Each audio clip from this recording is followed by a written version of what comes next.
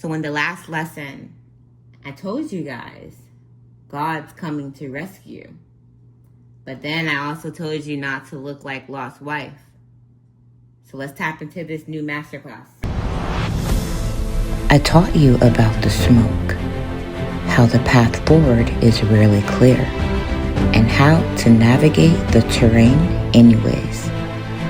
I brought you to the threshold of your exodus, to the moment of crossing, and I delivered the warning, not to look back. But before we move forward, we have to return to where the pattern began. Let's revisit the Genesis.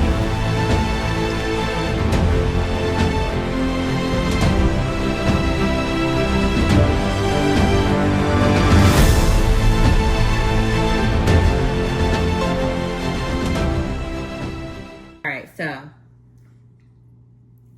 this lesson is so important because, as you guys seen, and by the way, I'm Claudia, Quiana, or simply Q.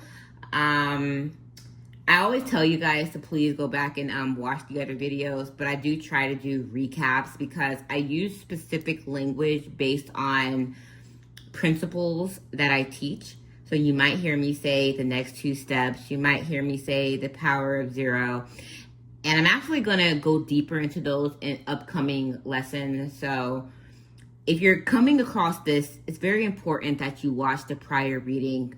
I gave a prophecy in there. I also just kind of really broke down Lot's wife because I'm going to go deeper into a lot of stuff here. So feel free to watch this all the way through. But if you just want more clarity on what I'm talking about, there's a lot of information in the other videos. So I spoke to you guys about navigating terrain, the smoke, about that illusion of necessity that you have to move and why it even shows up in the first place. It's to not just to stop you from making a choice, it's to stop you, and it wants to manipulate that choice. I also kind of gave you that perspective in a sales lesson that I did before.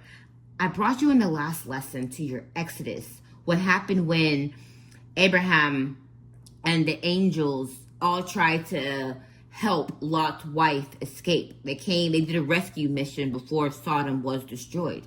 And what happens when that portal opens, that new timeline opens, and you look back, and then how she was crystallized in a past that was already in motion to be destroyed. How she became the pillar of a lesson of what happens when you don't release what needs to be let go of.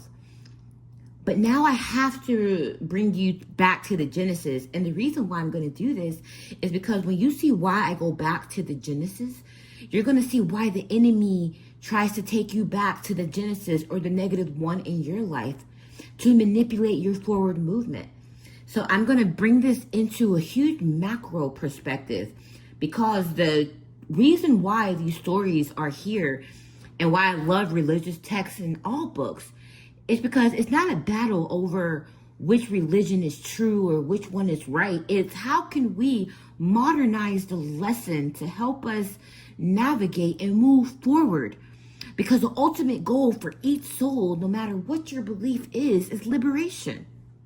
But we get stuck in a lesson and not the mechanics of a lesson on how it's meant to help us set ourselves free. So let's talk about Lot. We're going to talk about Lot again, but we're going to go into more of that story because a lot of people just teach it, what happens with Lot's wife. But I am a very thorough person, and I brought up a lot of different things that can be challenged in the lesson that I gave before. And I may throw stuff in there, but I don't really go deep because I'm a person who's very thorough.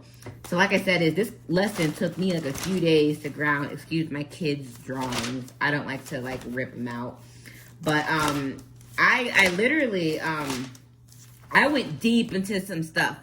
Not just to prove my case, but to get you to understand my perspective, because the key to change is subconscious understanding. That's why people go to church and listen to things that sound good, and then they sin the next day, and then they go back for deliverance so they can feel the Holy Ghost.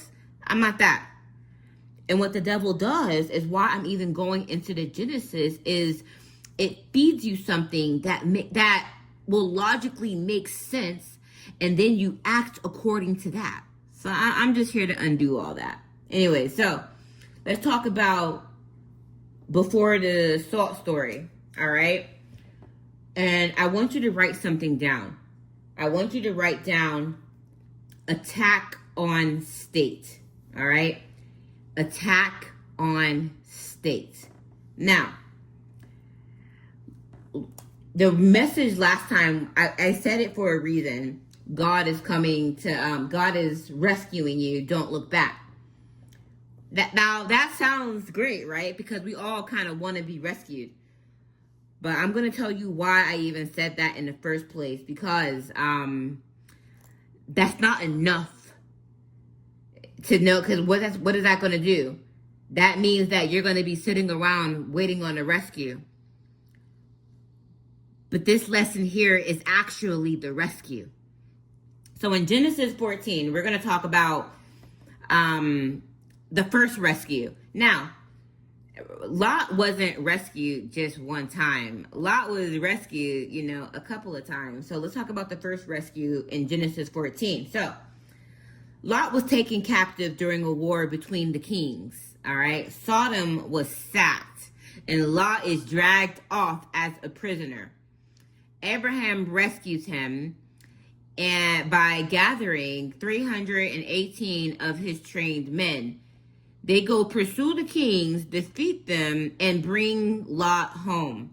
Now, after this victory, Melchizedek appears immediately after this rescue. And I'm going to bring forth who Melchizedek is. And actually, Melchizedek is so mysterious because he's only mentioned a couple of times. But Melchizedek was a priest of God. This was before the priesthood or anything. He was a priest of God, the king of Salem, the king of peace. Okay, so, and he's considered a highest order. That's why they say Yeshua was under the same priesthood as Melchizedek. He was a priest of God, not ordained by man, not inherited under that, not from a bloodline, but directly anointed from God.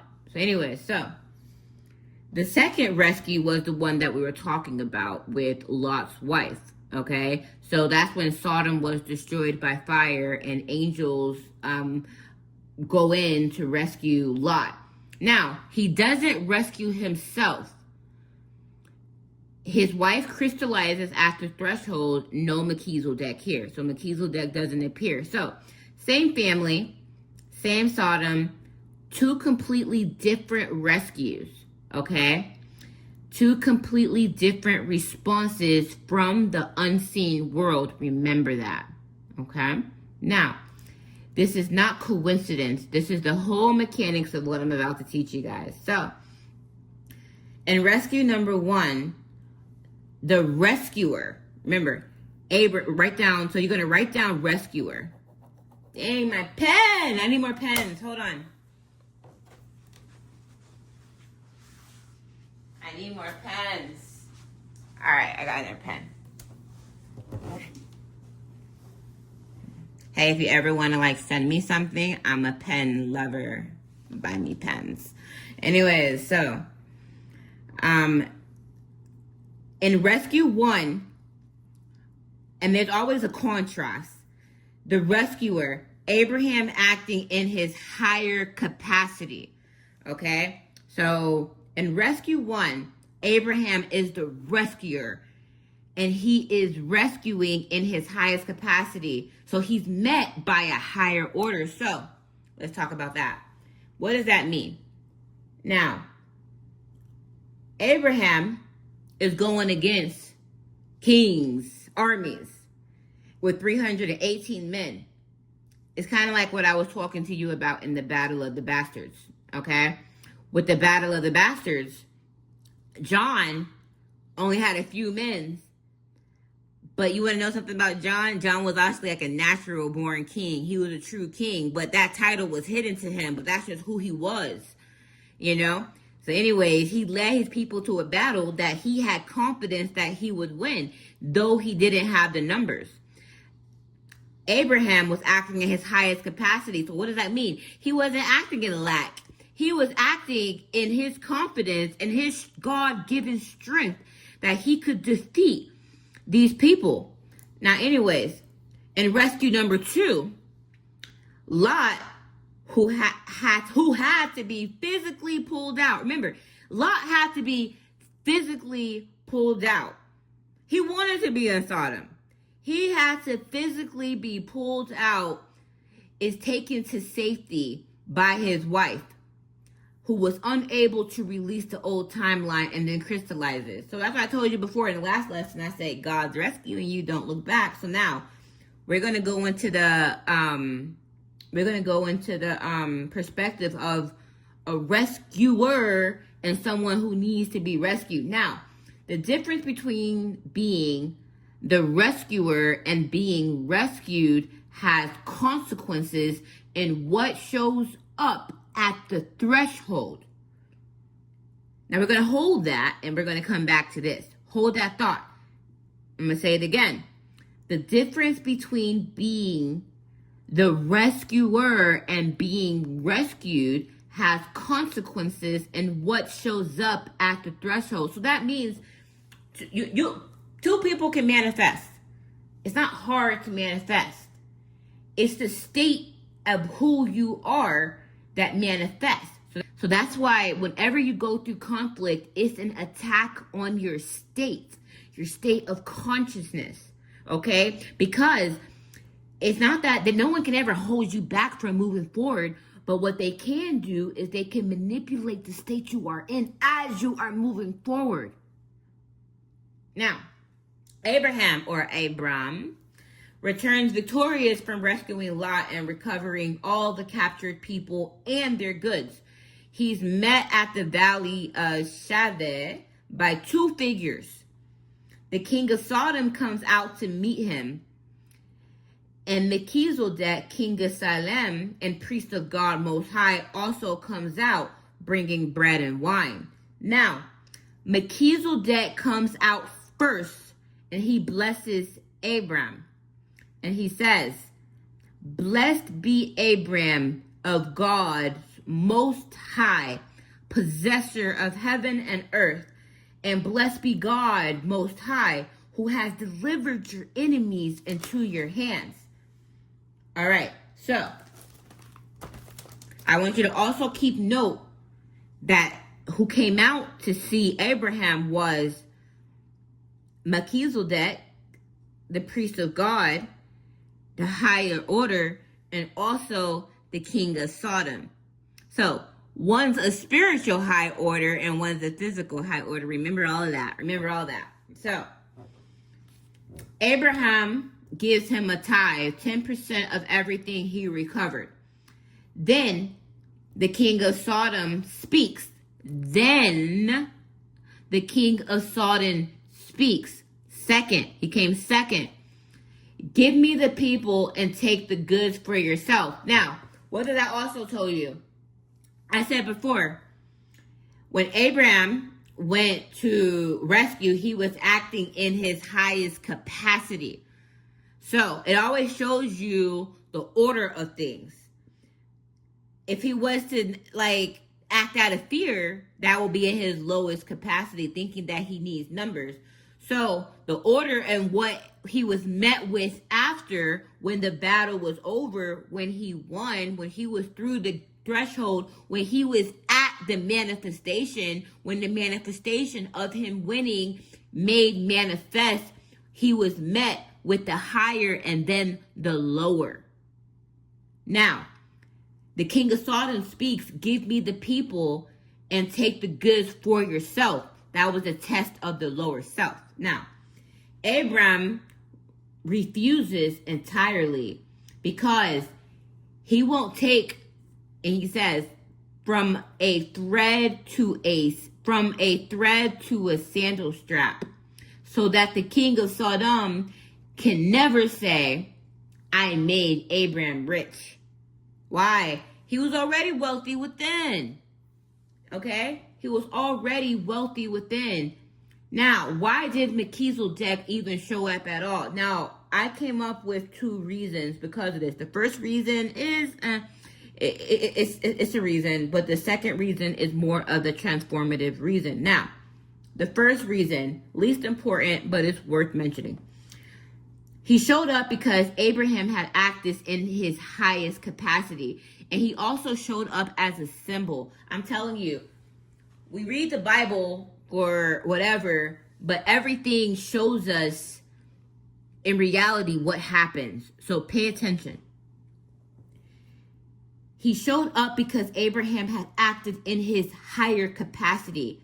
Now, Abraham didn't have to rescue Lot. There was no obligation. Lot had already separated from him in chapters earlier. So let's get into why that even happened. So the backstory. Lot was Abraham's nephew, and Abraham and Lot became wealthy. Okay, now Abraham was already wealthy, and so was his lineage. Okay, so their flock grew so large that land couldn't easily support both households together. Now, mind you, they were already so wealthy. So anyways, Abraham gave Lot a choice on where to settle. Now, that choice of where he settled determines Lot's mindset. But remember, Lot was already wealthy, already abundant. Now, Lot looked towards the Jordan Valley and saw that it was fertile and prosperous. He saw that. So he saw a place that looked from the exterior prosperous. So he moved near Sodom. Okay? Now, by every reasonable measure, this was Lot's own consequence. Abraham could have stayed home. So he didn't have to go save him. This was a natural consequence of Lot, who was already abundant, moving to a location because it looked abundant. Now, but he moved anyway. He took 318 men into a war he wasn't even required to fight for a nephew who had already chose poorly. That kind of action summoned Melchizedek because Abraham operated at the level of Melchizedek. So like calls like. The higher order meets the highest action, not as reward, but as recognition. So Melchizedek doesn't appear because Abraham earned a blessing. He appears because Abraham acted in the territory where Melchizedek lived. And so he blessed him. Now, the reason too, this is very important, so please pay attention to this. This will make a lot of sense in life. So, have you ever heard in life how people fumble the blessing? So a lot of the times, like what happens is God will like give people like a blessing or a person who has a lot of potential, but a lot of people don't see that potential, and then they squander it for someone who just looks better.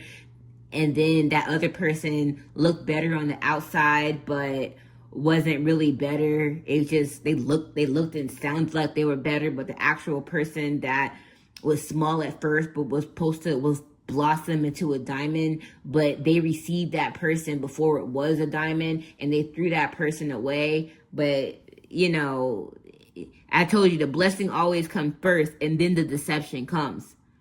Anyways, let's keep going. He showed up because Abraham was about to be tested. All right. Notice the choreography. Melchizedek arrives first. The king of Sodom arrived second. Now, Melchizedek arrived with bread and wine and then a blessing. He says, "Blessed be Abram of God Most High. And blessed be God Most High who has delivered." That means, blessed be you, being someone of God, to where God blessed you as you were acting in your highest capacity, to where you already had everything within you. And so you moving in that knowing, in that state, God delivered your enemies to you. Now, notice the choreography. Melchizedek arrives first. The king of Sodom arrives second. And that is not random ordering. So what happened when Melchizedek came? What happened when the Sodom came? Sodom said, give me the people and just keep everything because you won. He didn't want that. He was already blessed. Abraham knew who he was. He didn't need the king to come and give him all of that. He didn't need any of that. That was a test. If the king of Sodom had arrived first, then Abraham might have taken the spoils. Because why not? He had just won the war. He was entitled. He had men to pay, families to provide for. The temptation would have been logical. But Melchizedek arrived first and anchors Abraham's identity in something higher before the lower offer could reach him. By the time the king of Sodom speaks, Abraham is already blessed by God, possessor of heaven and earth. He doesn't need the king of Sodom's wealth because he's already been positioned in cosmic abundance. So whatever the king would have gave him would have been an illusion of wealth. Which means, and this is what matters, and I need you to remember what I am speaking to you. This was the path of the rescuer. The rescuer is someone who knows. The rescued are the ones who don't know. Remember this. The higher always shows up first to inoculate you against what's coming. The temptation arrives second. But by then, you are already armed because who can take what God has given you? So after a victory like Abraham's, the human pattern is to claim credit. Melchizedek's blessing redirects to God because God loves him and wants to keep him pure. And wants him to realize and keep him also humble and out of his ego of where the blessing truly came from. Now, let's keep going. Listen, for those of y'all in the comments, I'm giving you guys this out of love. So I just want you guys to tell me as I go through this because I'm about to go all in. Keep going. That's all I want to hear is keep going, Q. Keep going. Now, Lot's wife equals what happens when you fail to cross. Remember I told you about Lot's wife. So, this is why I have to give you guys this lesson because a lot of teachings keep telling people that salvation is going to come and to prepare to be rescued. I am about to give you the true rescue right now. So, Lot's wife. Now, this is what happens when you're rescued, but you fail to be rescued. Lot's wife, what happens when you fail to cross. Now, the rescue came, which still shows God's mercy. That is the grace that is given. Abraham and Melchizedek equals what happens when you successfully cross. So that means when you rescue yourself and then you cross into what's ready for you. You're met by God. You're met by a higher order. You're met by cosmic blessings. You're met by things just aligning for you. But Lot equals what happens when you cross and you take the past with you. So, what did I tell you?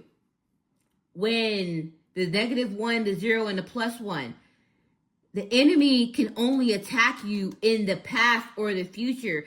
The past by you bringing the past with you, by you bringing illusions of necessities with you into your future. It can't just keep you stopped because time doesn't stop. It keeps going. So what it does is it wants to attach to your state. So that's how people in the past can keep you at a low frequency so that they can move forward with you in the future. So you're constantly giving to the people who are supposed to be met in the past.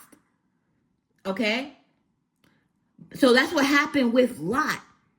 His wife was stuck in the past. And why she was stuck there? Because the past was also being destroyed. God wasn't going to let Sodom come into the future. So since she was stuck there, she stayed there. Because he also destroyed the people of Sodom. But now I'm going to tell you something else that people don't really tap into with this story. And this is why I even mentioned the -1, the 0, and the +1. So, the true attack is the state of the consciousness, not just the location of the state. So, I told you before, she was able to be crystallized because her consciousness was in the past. But because she was crystallized was because Sodom was being destroyed. So while everything was being destroyed and her consciousness was there, there was nothing for her even to move forward with because Sodom was being destroyed. She was already from Sodom and her consciousness was there. So there was no part of her that was in the future to move forward. So it was just what happened. So this is the dark mirror. We're going to get into this. But who went with him? His daughters. Now, his daughters went with him forward. So, external rescue alone cannot save you. Exodus. So why do you think, throw this pen, keep using it. So why do you think Moses' people kept staying in the desert? Because external rescue alone couldn't save them. And that's why everyone thinks God is so cruel about how even the babies of Egypt, everyone had to be destroyed. It's the same issue with Sodom. And I'm going to go deeper into what happened here. And then you will truly understand this lesson. Abraham came. The angels came. But Lot ended up in a cave with his lineage poisoned. So the real work is internal release. The mechanics to the regression is each time you fail to step into your higher self, the lower self doesn't just hold you in place. It pulls you backwards 2 steps, undoing the process that you have made.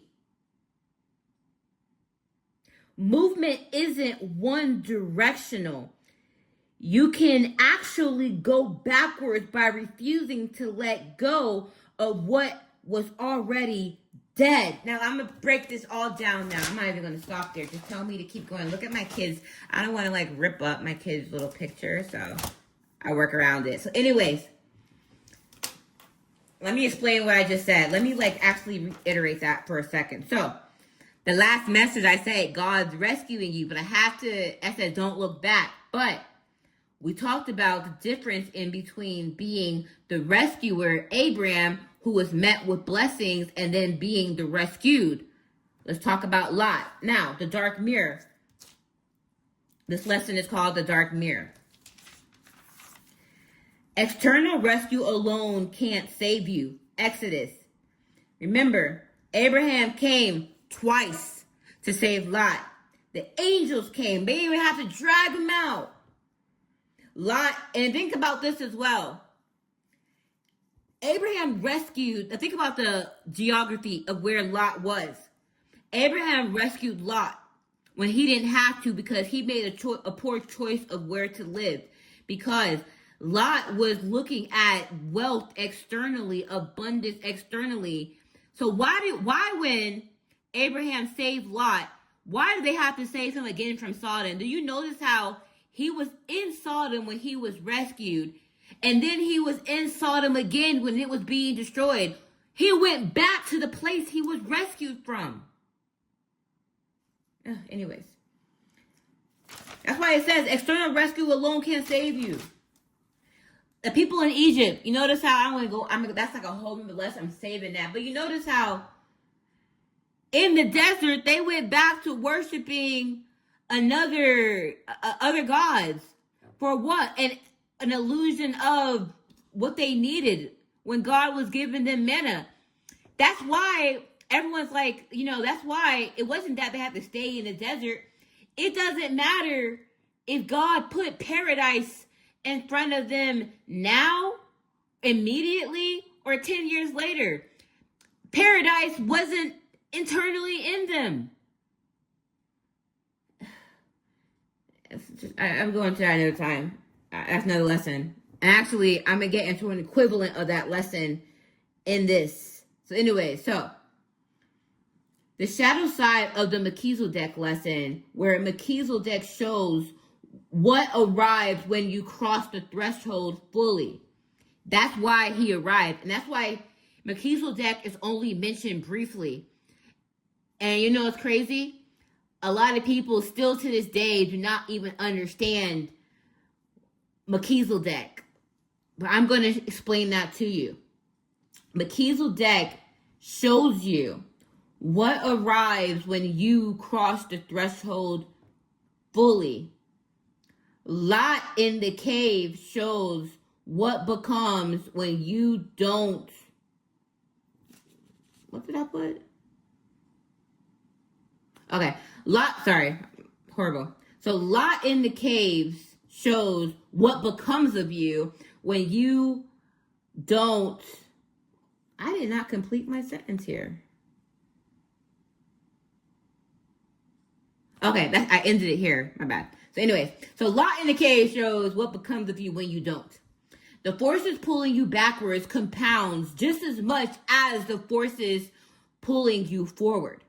Now, mind you, he had his lineage pulling him forward. Abraham, okay? He had God himself sending angels pulling him forward. He had the angel blinding the people and telling him to go pull him forward. He even had a consequence in front of him of what happened with his wife, showing him what will happen, pulling him forward.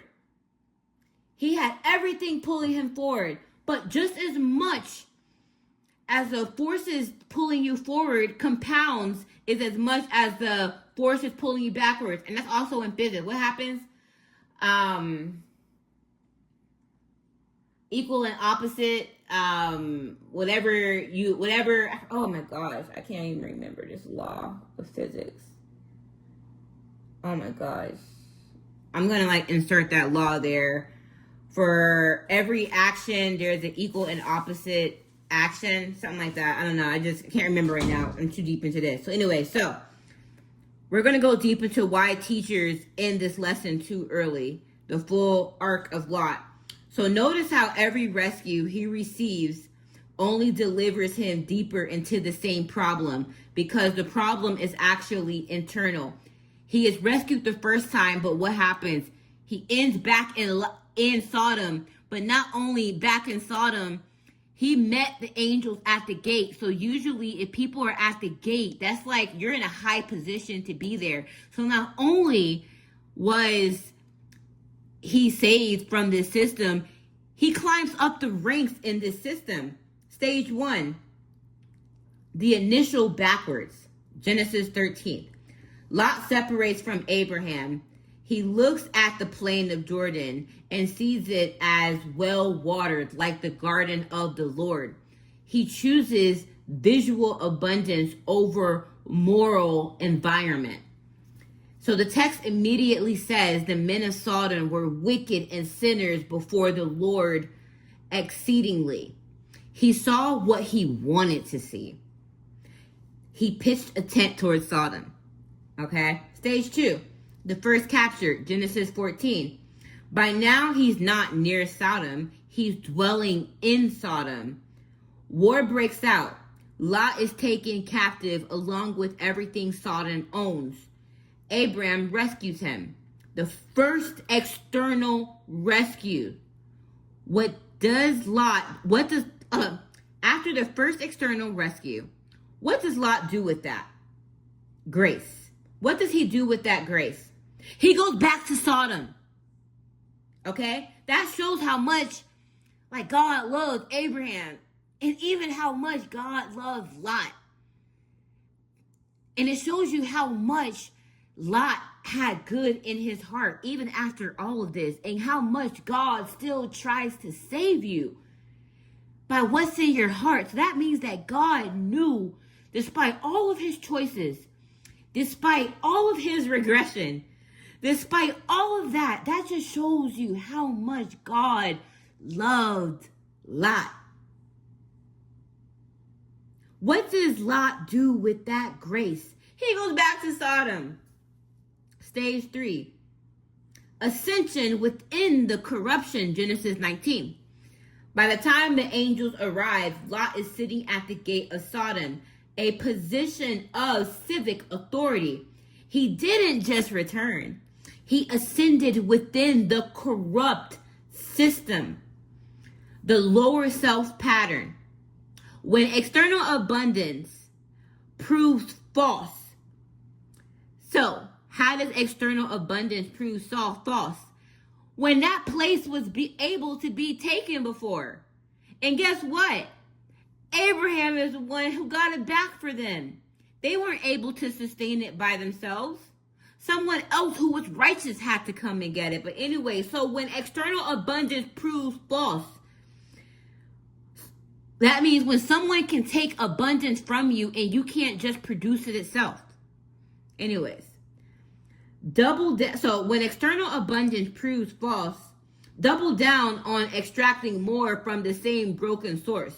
So what happens when we get with something or we get with someone, or we choose a path, or we get in a system that proves to be false, that proves to be corrupt, and we stay. Despite what we see, we stay. We extract more from the broken source. Why? Why do we do that? Because we fail to see that we're the source that provides for the broken source. So step 4. Stage 4. The negotiation downward, Genesis 19. So the angels arrived. Now, this is the next thing with Lot. The angels arrive. The mob surround. I told you about what happened when the mob surrounded because they wanted to take the angels. Lot offers his daughters to protect the strangers. The angels saved him again from a choice that he was going to make. He's physically dragged out and instructed to flee to the mountains. Lot negotiates downwards. Let me flee to Zor. The translation, I'll cross some of the threshold, but not all of it. Next, the retreat into the cave, Genesis 19:30. After all that, Lot becomes afraid even of Zor, so he goes into the mountains. The geography of the higher self. So now he goes where they told him to go, but he doesn't enter the higher self. He enters the cave. Now, keep going. Next, the corruption finished the works in Genesis 19:31-38. The 2 daughters raised in Sodom, formed by its values, the daughters that he brought with him, believed the whole world was being destroyed and that they must preserve the bloodline at any cost. They got Lot drunk, lied with him, and they both became present. And those sons become the ancestors of, those sons are Moab and Ammon. They become entire nations that become the enemies of God's people for generation. Last, he dies alone in the cave. There's no more text about Lot. He vanishes from the scripture. His lineage continues, but as corrupted nations that were against his uncles, Abraham's descendants for centuries. And this also was a lesson for Abraham that you can't save everyone. Lot got every external rescue available and ended in a cave, drunk, fathering enemies, because external rescue isn't enough. Internal release is required. That's why people don't want you to heal, because then people can attach to you via the wounds. So the 2 steps backwards principle. So the 2 steps backwards principle. So let's go into this 2 steps ahead principle I was teaching you guys. You take the next aligned action with what you have. You don't try to clear the path beyond what you can see. The new timeline opens forward. The 2 steps backwards principle. The lower self drags you regressively each time you fail to step into your higher self. And it drags you specifically through what you refuse to release.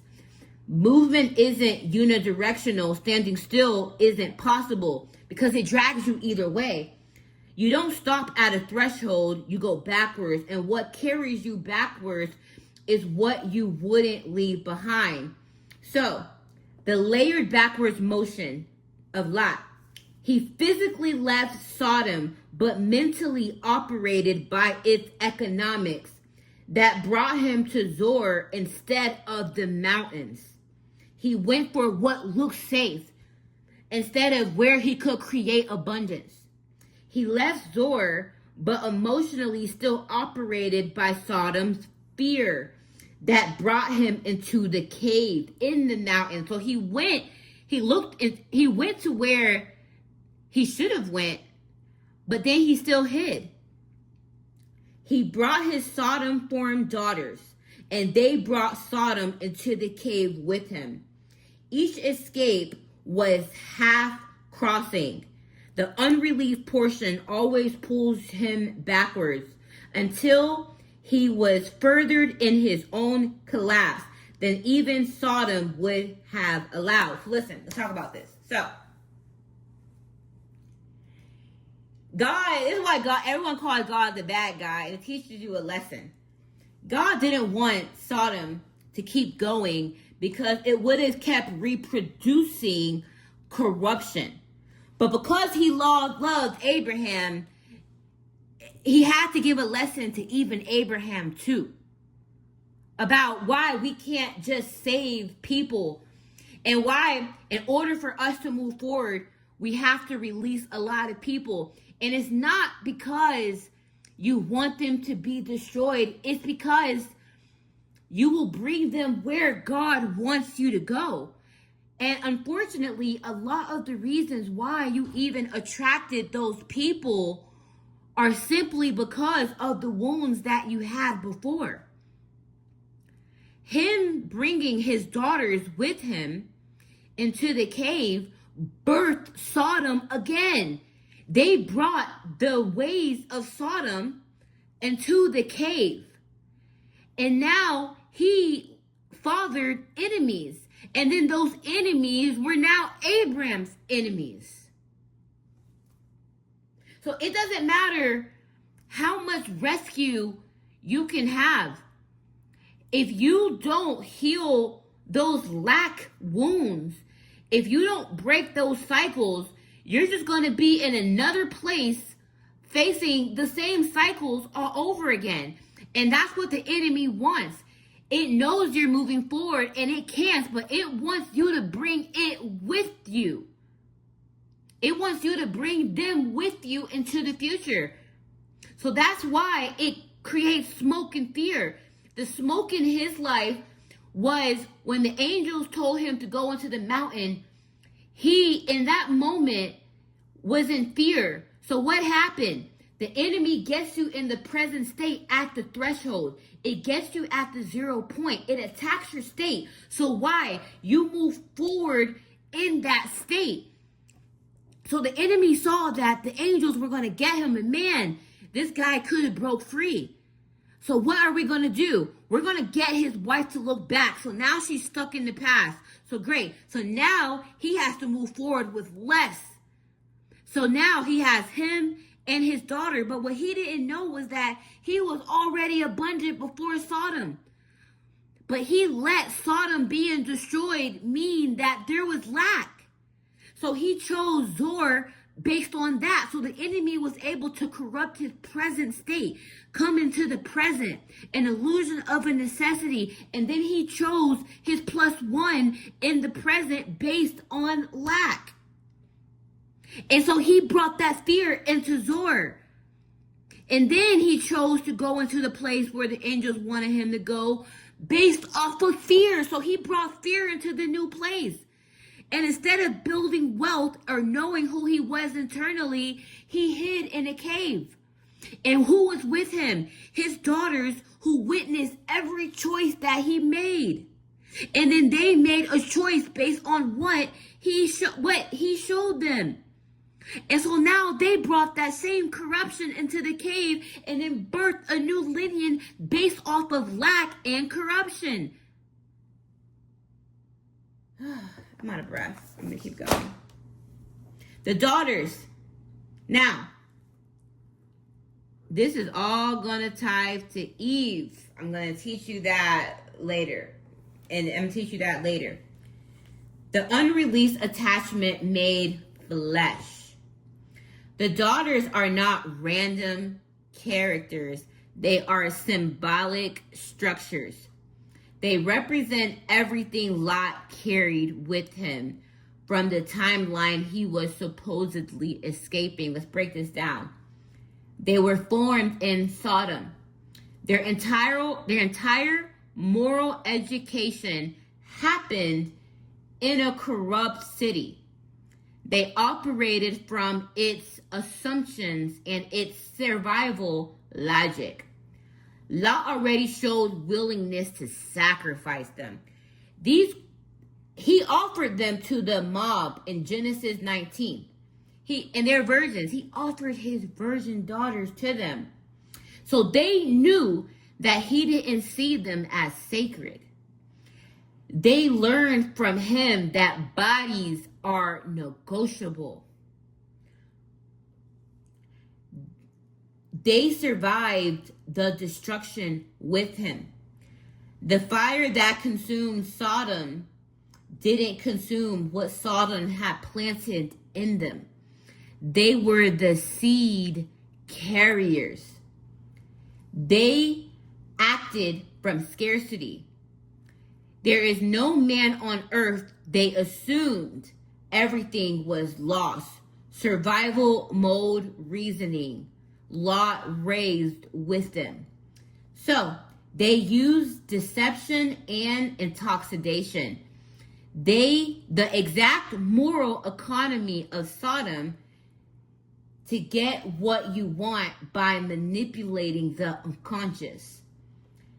They produced enemy nations. The corruption multiplied generationally. So what are they going to teach their sons now? The same things.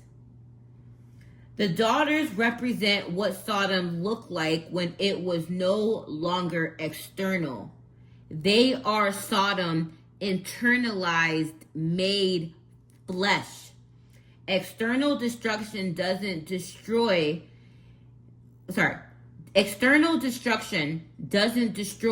what's been externalized. So God can save you. But if the enemy was able to get within you by what? Manipulating your state.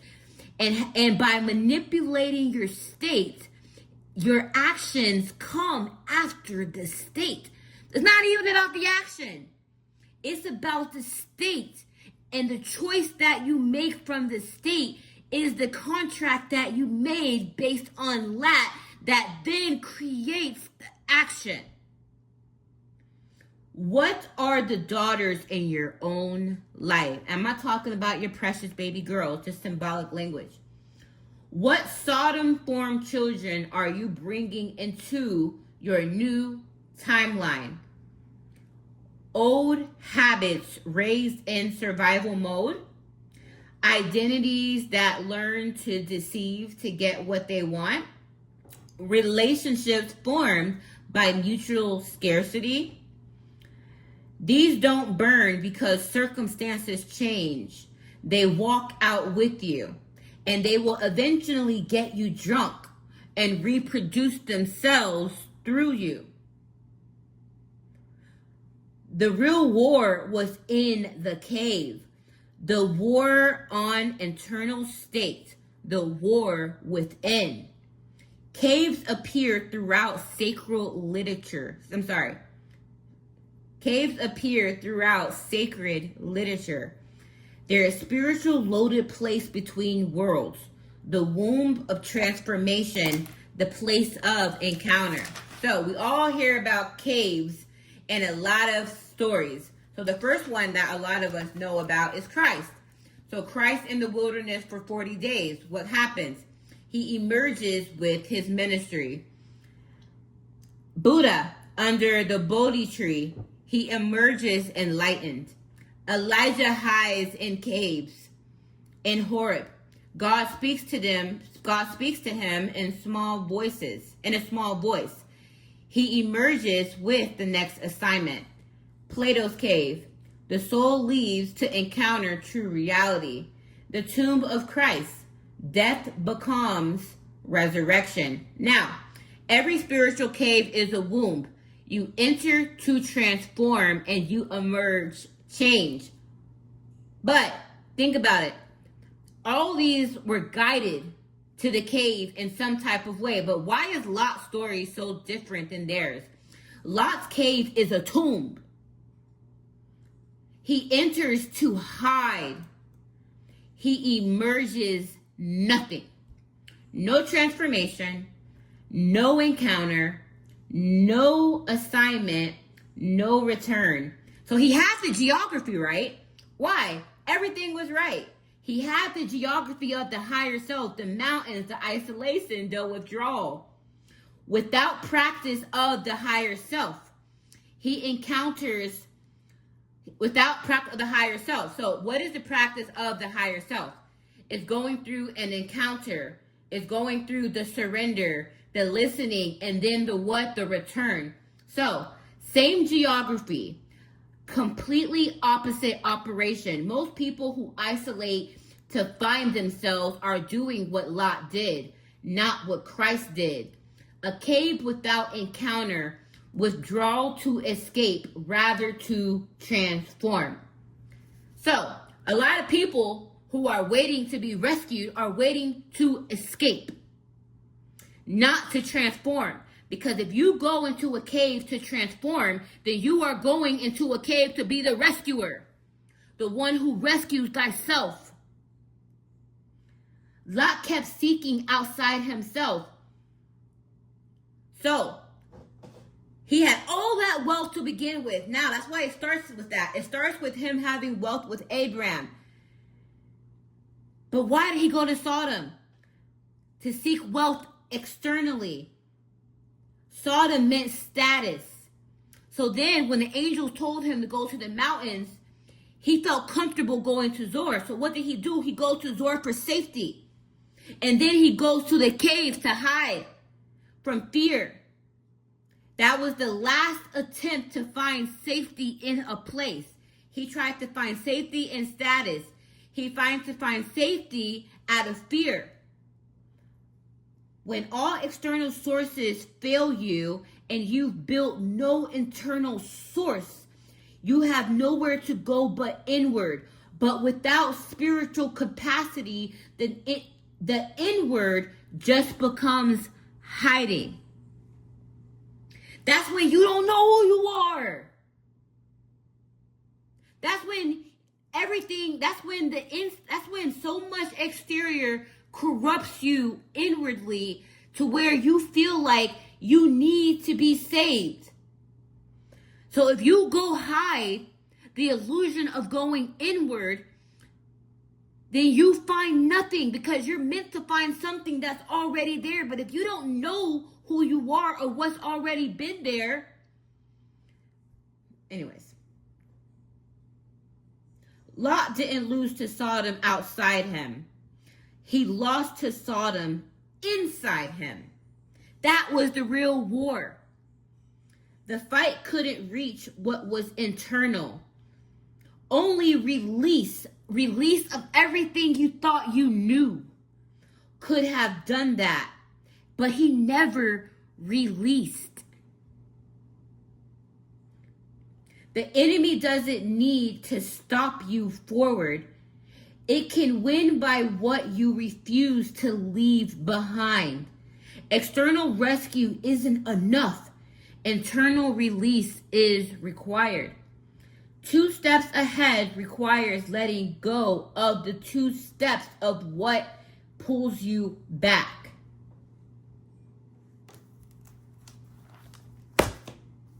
So,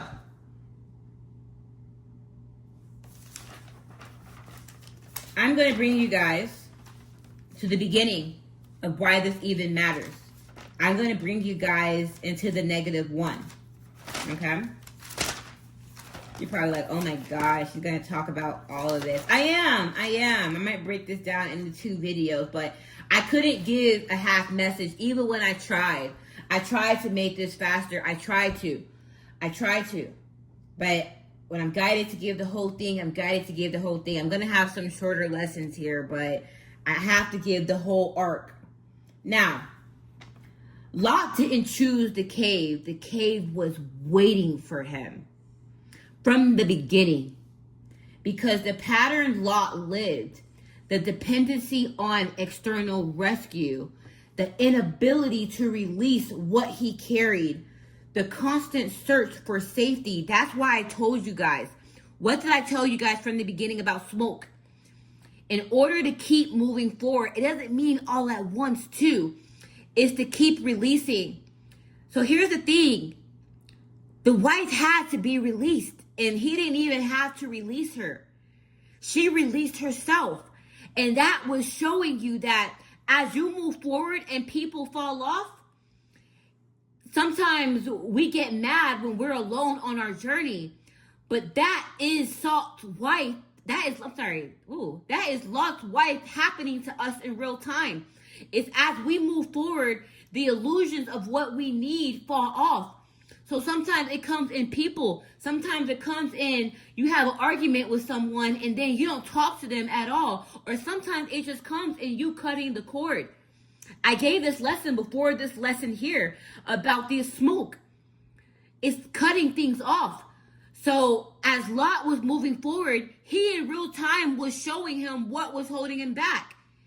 And it was the wife.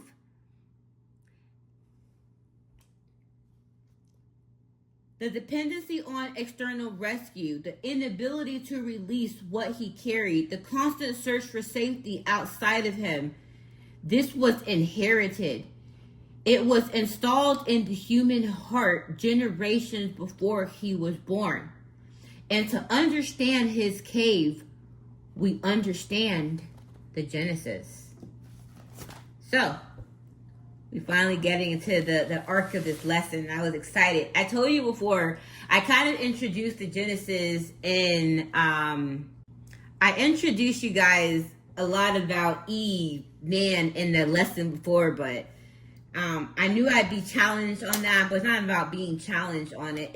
I don't just mention things. I really have to let you guys kind of understand this, because I care about the Lot story for a reason, because Lot is a lot of us.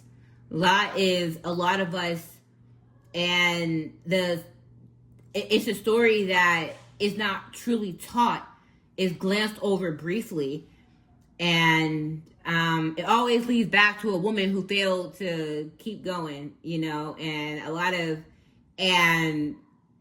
we need to understand in the beginning the first lie. So, we're going to kind of relearn Genesis a little bit. We're going to relearn it. I'm not changing anything. I'm just opening your perspective of it. 1 second, real quick. Now,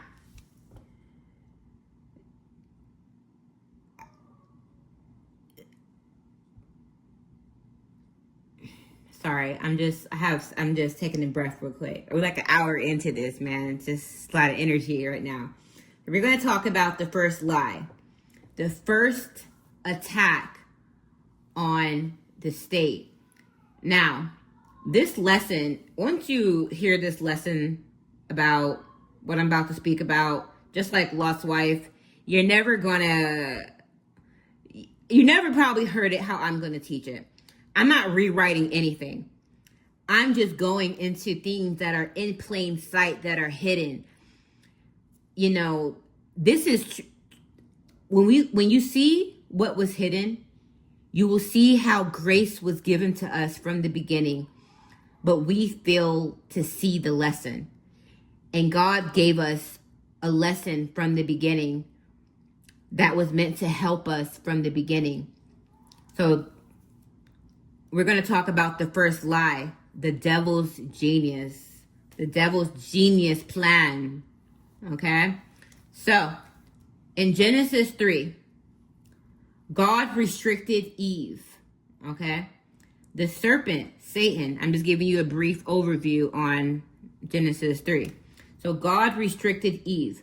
The serpent, Satan, tempted her. She disobeyed. They fell. Punishment ensued, the original sin. Every element of this interpretation is the serpent's frame, not God's. Now remember, this is the lesson that we're taught about Genesis. God restricted Eve. Okay? The serpent, Satan, tempted her. She disobeyed. They fell. Punishment ensued, the original sin. And every element of this interpretation is the serpent's frame, not God's. So let's reframe the Eden narrative. The devil's genius wasn't granting forbidden knowledge, but convincing Eve she was lacking something. That was his genius. That was his only goal. The only goal was that, lack. Was preventing Eve she was lacking something. That abundance existed outside of her rather than within. You will see the relation in the Lot story later. So Satan's mechanic introduced the premise of lack. The fruit was just the delivery system or the delivery mechanism. The moment Eve accepted that she was missing something, she had already eaten. The chewing was choreography. She didn't gain knowledge by eating the apple. She digested the belief in her own incompleteness. That belief is what created hell inside of her. So, why am I saying this? When I bring you back to what I told you before, what did I tell you the enemy wants to do? You have to understand the enemy to understand how to defeat the enemy. So the key is to know what the enemy truly wants and desires. The devil wanted her to choose something. It wasn't even about disobeying God. It wasn't about that. He wanted her state because that was the only way anything would manifest. And that is the only way your enemies can manifest in your life. So, the dominion they already had, remember that, in Genesis 1 versus Genesis 3. Now, remember I told you before about the Melchizedek and everything. Let me go back to that real quick. Let me go back. Let me reiterate something real quick.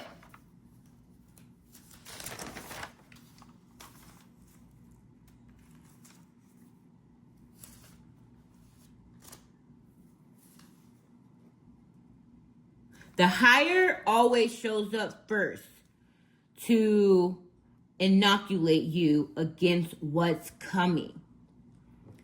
The temptation arrives second, but by then you are armed. So that means God prepared Eve and Adam for the temptation.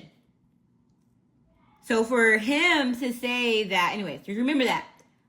First, God always comes first. God always acts in this order. Remember this. The universe does everything in twos. That's like some hidden knowledge I'm about to give you guys. So remember, just like with Abraham, Melchizedek came first. All right? And then the king Sodom.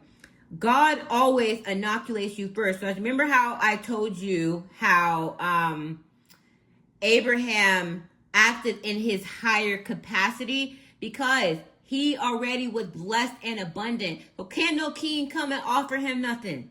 No illusion of wealth. Why? Because Abraham knew who he was. He knew his abundance. He knew he was blessed. So let's go into this. Damn. Where was I? All right, I'm right here. So listen, let's go into this. Genesis 1 versus Genesis 3. They don't teach this stuff, so I'm going to teach you it. All these other cute stories are just cute.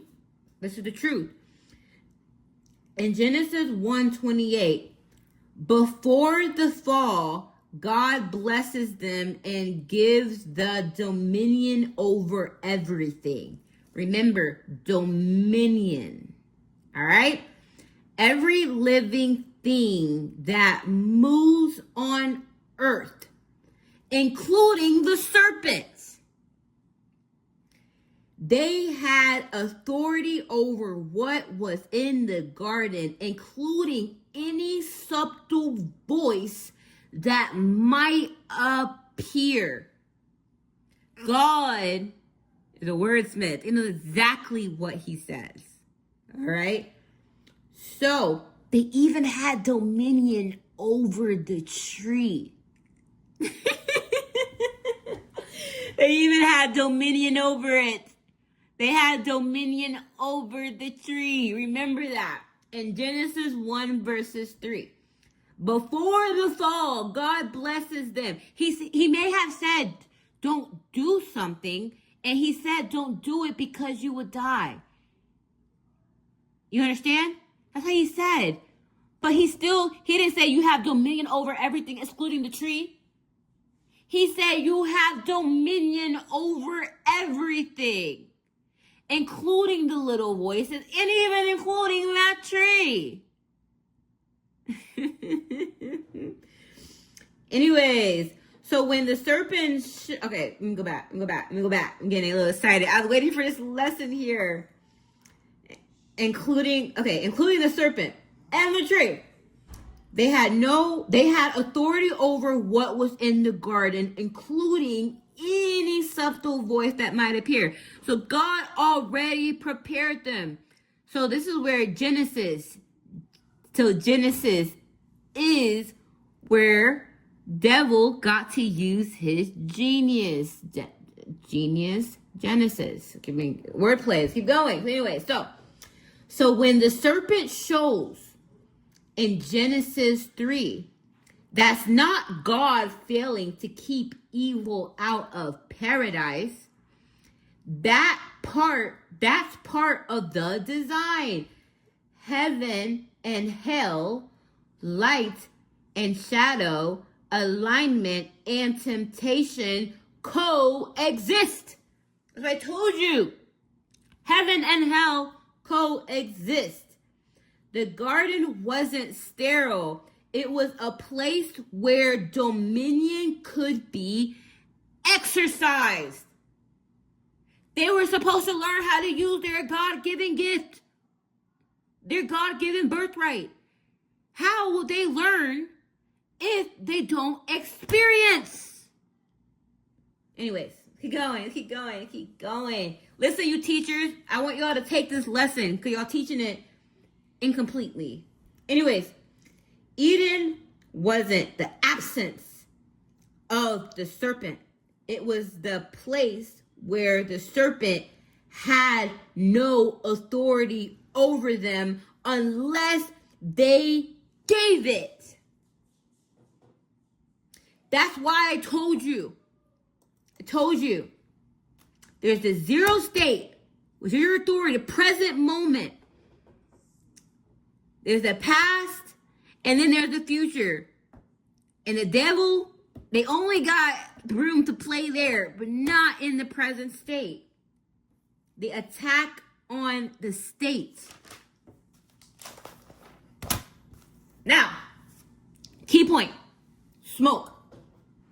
The moment Eve started dialoguing, that's when the smoke was there. That's when the smoke came with the serpent. Remember, the moment Eve started dialoguing with the serpent on equal terms, answering its first question. It was a battle of the states. Did God really say? She should have cut it there. Don't question my God. That would have shut the whole thing down. So,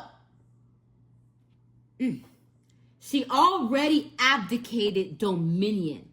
She was supposed to rule over the serpent, not negotiate with it. The conversation itself was the first surrender. Everything else was the unfolding sequence. Most treat evil as something that breaks in. It doesn't. It's already present. The question is always, who has dominion in the encounter? The fall wasn't God allowing evil into paradise. It was Adam and Eve forgetting they ruled over it. 101 on how to defeat your enemies. Anyways, let me keep going. Tell me to keep going. Anyways, what the serpent did and didn't do, because precision matters, okay? Precision matters. I'll go. Now, the first question. Did God really say, you shall not eat from any tree in the garden? Now, this isn't tempting her with the fruit. This is misquoting God to introduce doubt. God didn't say she couldn't eat from any tree. He said she could eat from every tree except one. The serpent inflates the restriction to make it sound like withholding. The lie is in the framing, not the question. Now, what Eve could have said was, we have dominion over every tree. That's my tree still. It's mine. It's mine. He gave me every tree. He just said if I eat that tree, I will die. So he said not to eat it so we don't die. Okay? He said we will surely die. So I think that's him making us aware of what consequences come with eating that. But we still have dominion over it. Okay? And everything in the garden. It's like God saying, hey, you have dominion over this whole place, but don't go near that oak over there because it's poisonous and you'll get poison ivy and break out. Anyways, so now let's keep going.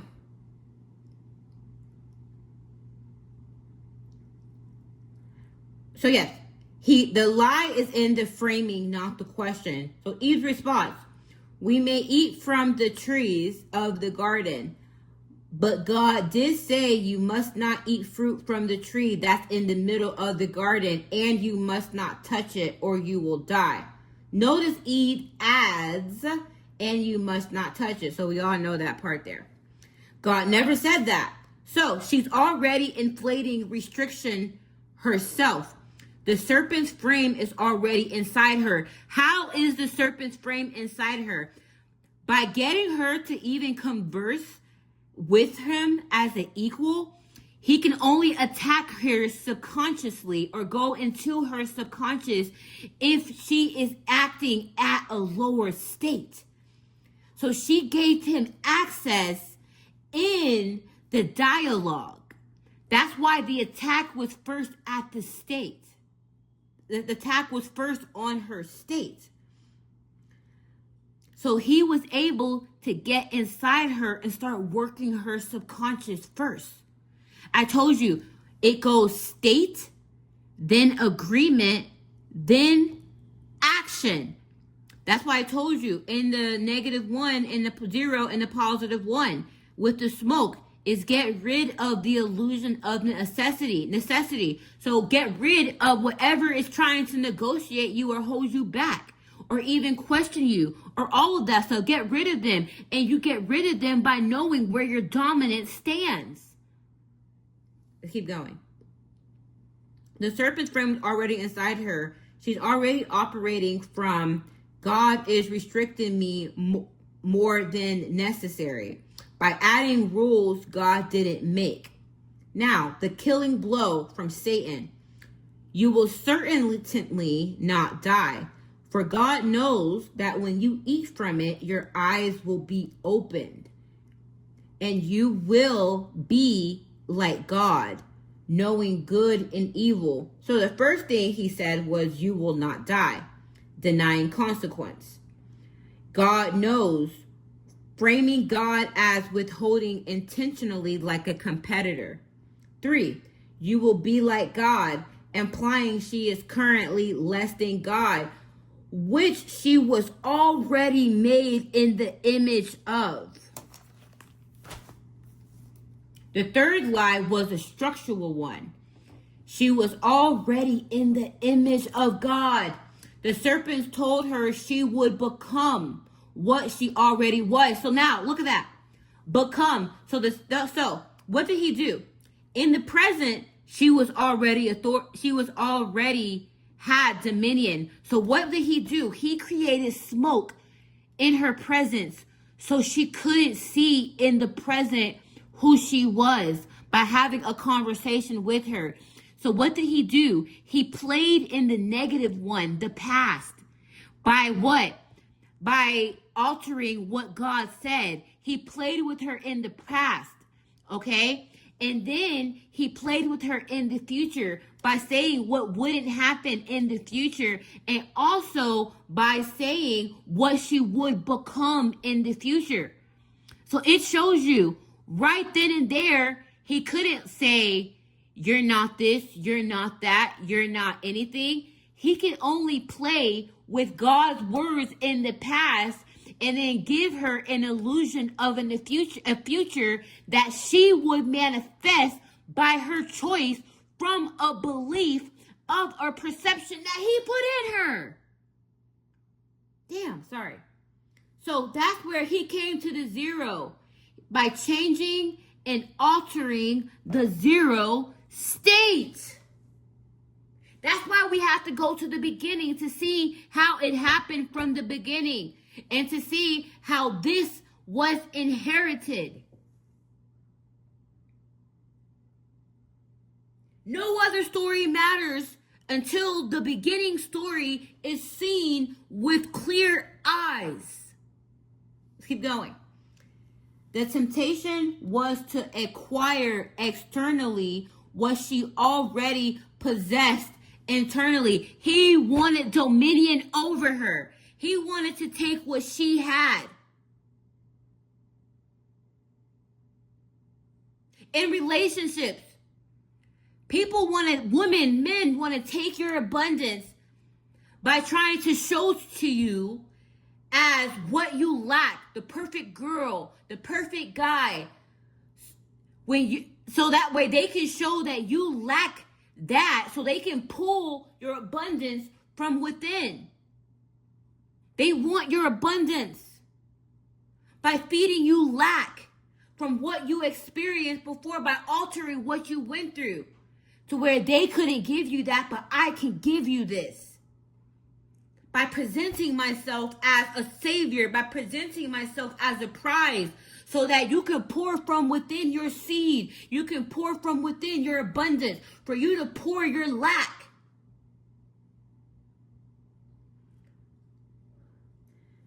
The serpent didn't offer her knowledge. He offered her the illusion that she didn't already have it. The eating was just her body confirming what her mind had already accepted. So she knew that she's going to take a forward step. He wanted to control how. He wanted her to take that action in lack, so that action would make manifest. And then by altering her state that would be her now reality. Because the universe responds to your state. Heaven and hell exist simultaneously. So, the knowledge was withheld lie. And why is the original lie? This is the part that almost no teacher goes into. But I have to. Before I teach you anything else moving forward, I have to go to this lesson here. So listen. Let's go into the serpent's master move. Introduce the idea that knowledge is finite. And I don't know if I'm pronouncing that right. I know infinite and finite. So I hope I'm saying that word right. I don't know. But whatever. Knowledge is finite. Withheld and possessed by gatekeepers. Okay? This is why no one's going to get into this lesson right now. Introducing the idea that knowledge is withheld and possessed by gatekeepers. Ooh, you little people ain't gonna like this one. Anyways, that premise is the original lie. Once you accept it, it becomes the foundation of every subsequent confusion. Now, if knowledge is withheld, it must be competed for. So that's why all these societies like withhold knowledge and make you climb up the ranks to get it. If it's withheld, then someone is withholding it. If someone is withholding it, they have power over you. And if they have power, you must take it from them or earn it from them. If you must earn it, you are incomplete. If you are incomplete, you must constantly seek yourself. This is the lie that built every system of gatekeeping in human history. Religious, academic, professional, gendered, racial, economic, every system that says you cannot have this unless I grant it to you is built on the original serpent's premise. Everything is built from the devil's premise. The original lie, the genius. The truth that Eve forgot. Knowledge was never God's possession to withhold. It was Eve's birthright to discover. The serpent's lie was to turn unfolding into acquisition, discovery into theft, and intimacy into striving. The Eden story has been weaponized for millennia to justify men withholding knowledge from women. Eve sinned first.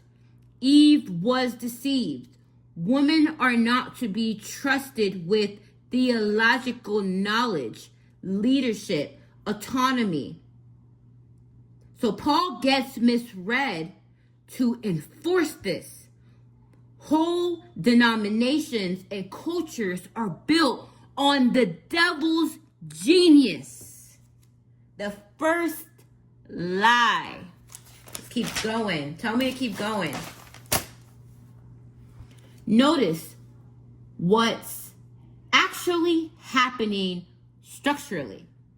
The entire patriarchal interpretation is built on the serpent's premise itself. The premise: knowledge is withheld, must be controlled, can be withheld. Apply that premise to gender, and you get men controlling knowledge. Women receive it conditionally. The original mistake was a woman trying to access knowledge directly. The original mistake wasn't Eve accessing knowledge. The original mistake was Eve accepting the premise that knowledge was outside her in the first place. The original mistake, remember that, the original mistake wasn't Eve accessing knowledge. The original mistake was Eve accepting the premise that knowledge was outside of her in the first place. Every system that gatekeeps knowledge, religious, academic, gendered, professional, operates on the serpent's original premise. The way out isn't to fight for access. It is to remember that knowledge was never something someone could withhold you from to begin with. Once that original truth is restored, knowledge unfolds from within. It was meant to be discovered, not granted. The hidden war on the masculine. So, when I was first tapping into all of this, I was like, well, that's just too easy. The devil's genius couldn't just be for men to be against women having knowledge and leading. And I was like, no. Remember I told you in one reading, everything is opposite. The true war that Satan wanted was on men. He was jealous of men. He was jealous of Adam.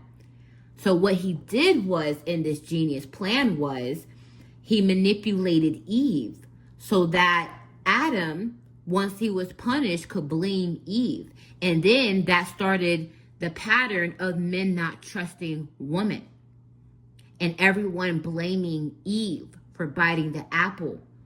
But there's a hidden war on the masculine. And this is why I love Lot so much. And my heart goes out to Lot, because God wanted Lot to learn this lesson here. And this lesson is not taught.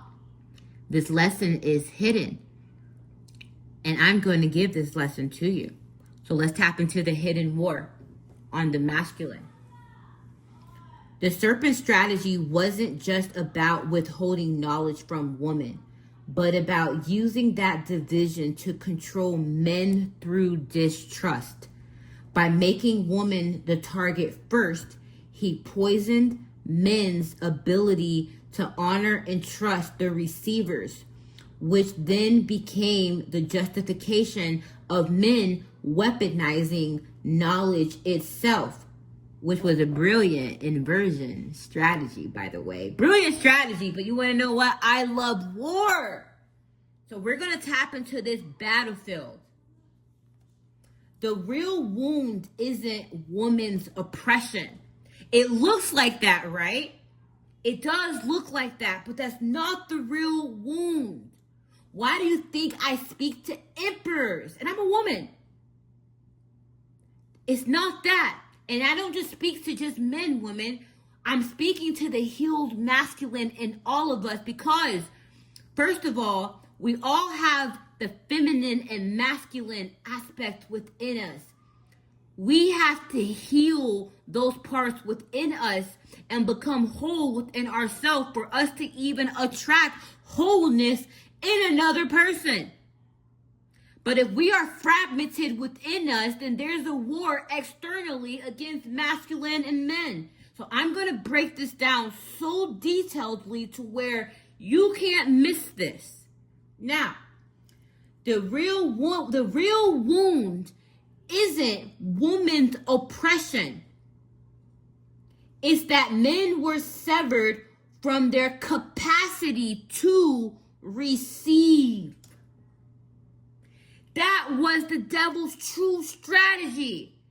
He was jealous of Adam.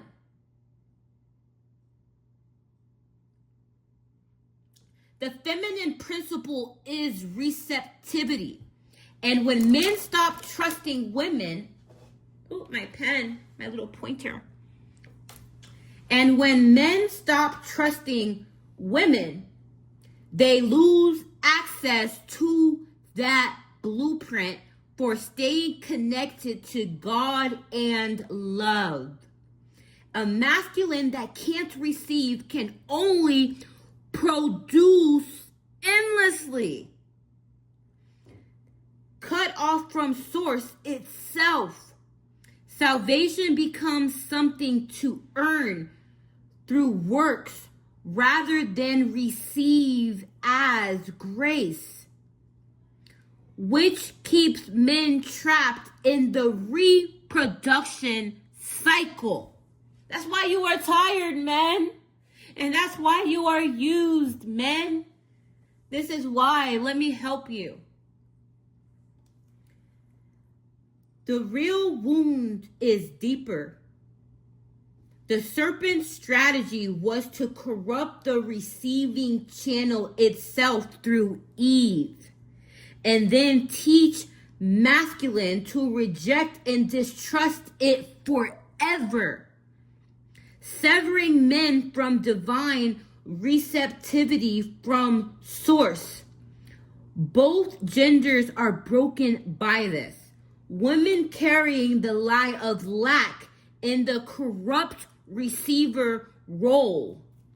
Men cut off from receiving anything real, including God.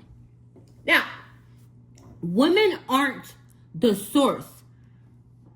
They were the conduit the attack moved through.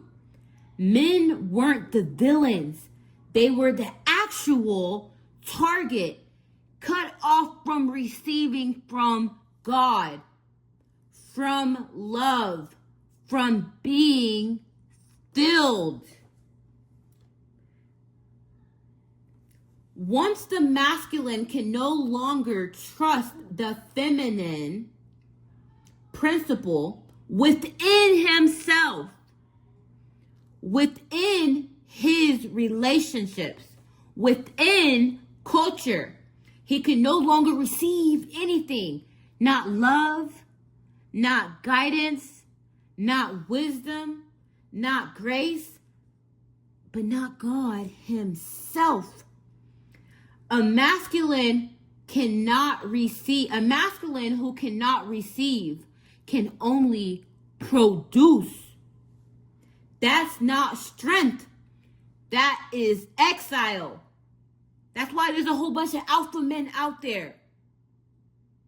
Anyways, the serpent's brilliance, the brilliant plot of the serpent. He didn't attack the masculine strength. He didn't attack the masculine's courage. There's no absence of strength and there's no absence of courage. Okay? What did he attack? Okay? He attacked the masculine's trust in the receiving function. Why do you think you guys are givers? Constantly giving. First, by corrupting the feminine channel, Eve. Then by training the masculine to distrust her. Then by teaching generations of masculines to never again receive guidance from the feminine of any form. Or if you're too soft, you're too what? You're too feminine. And then you can't trust that part of you. The downstream confidence. That too. The downstream consequence. Cut off from the feminine. Cut off from the feminine, and you cut off from the channel through which the masculine receives from God. Okay? The masculine then has to produce his connection to God because the receiving line is dead. The actual damage, not men dominating women, men severed their own ability to be filled. What this looks like in the world now: hustle culture, endless production, performing worth, performance-based love, men who provide, build, fix, delivered, but cannot be still and receive love freely. How many of y'all going through that right now? Crisis of male loneliness. Despite high success rate, men have fewer close relationships, higher suicide rate, deeper isolation. Why? Intimacy requires receiving. Empty success epidemic. Men reach the top of their career, wealth, goals, and feel nothing. External achievement was never the path. Receiving was.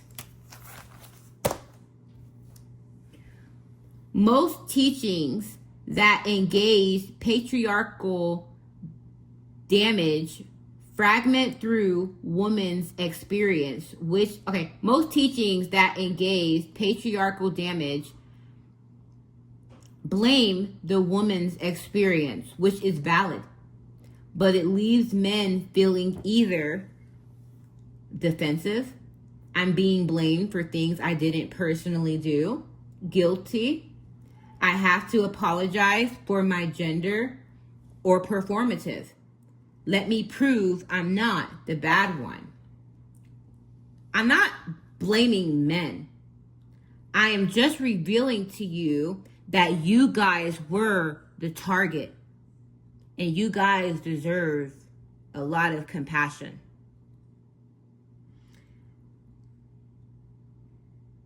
You guys were the target of the original attack.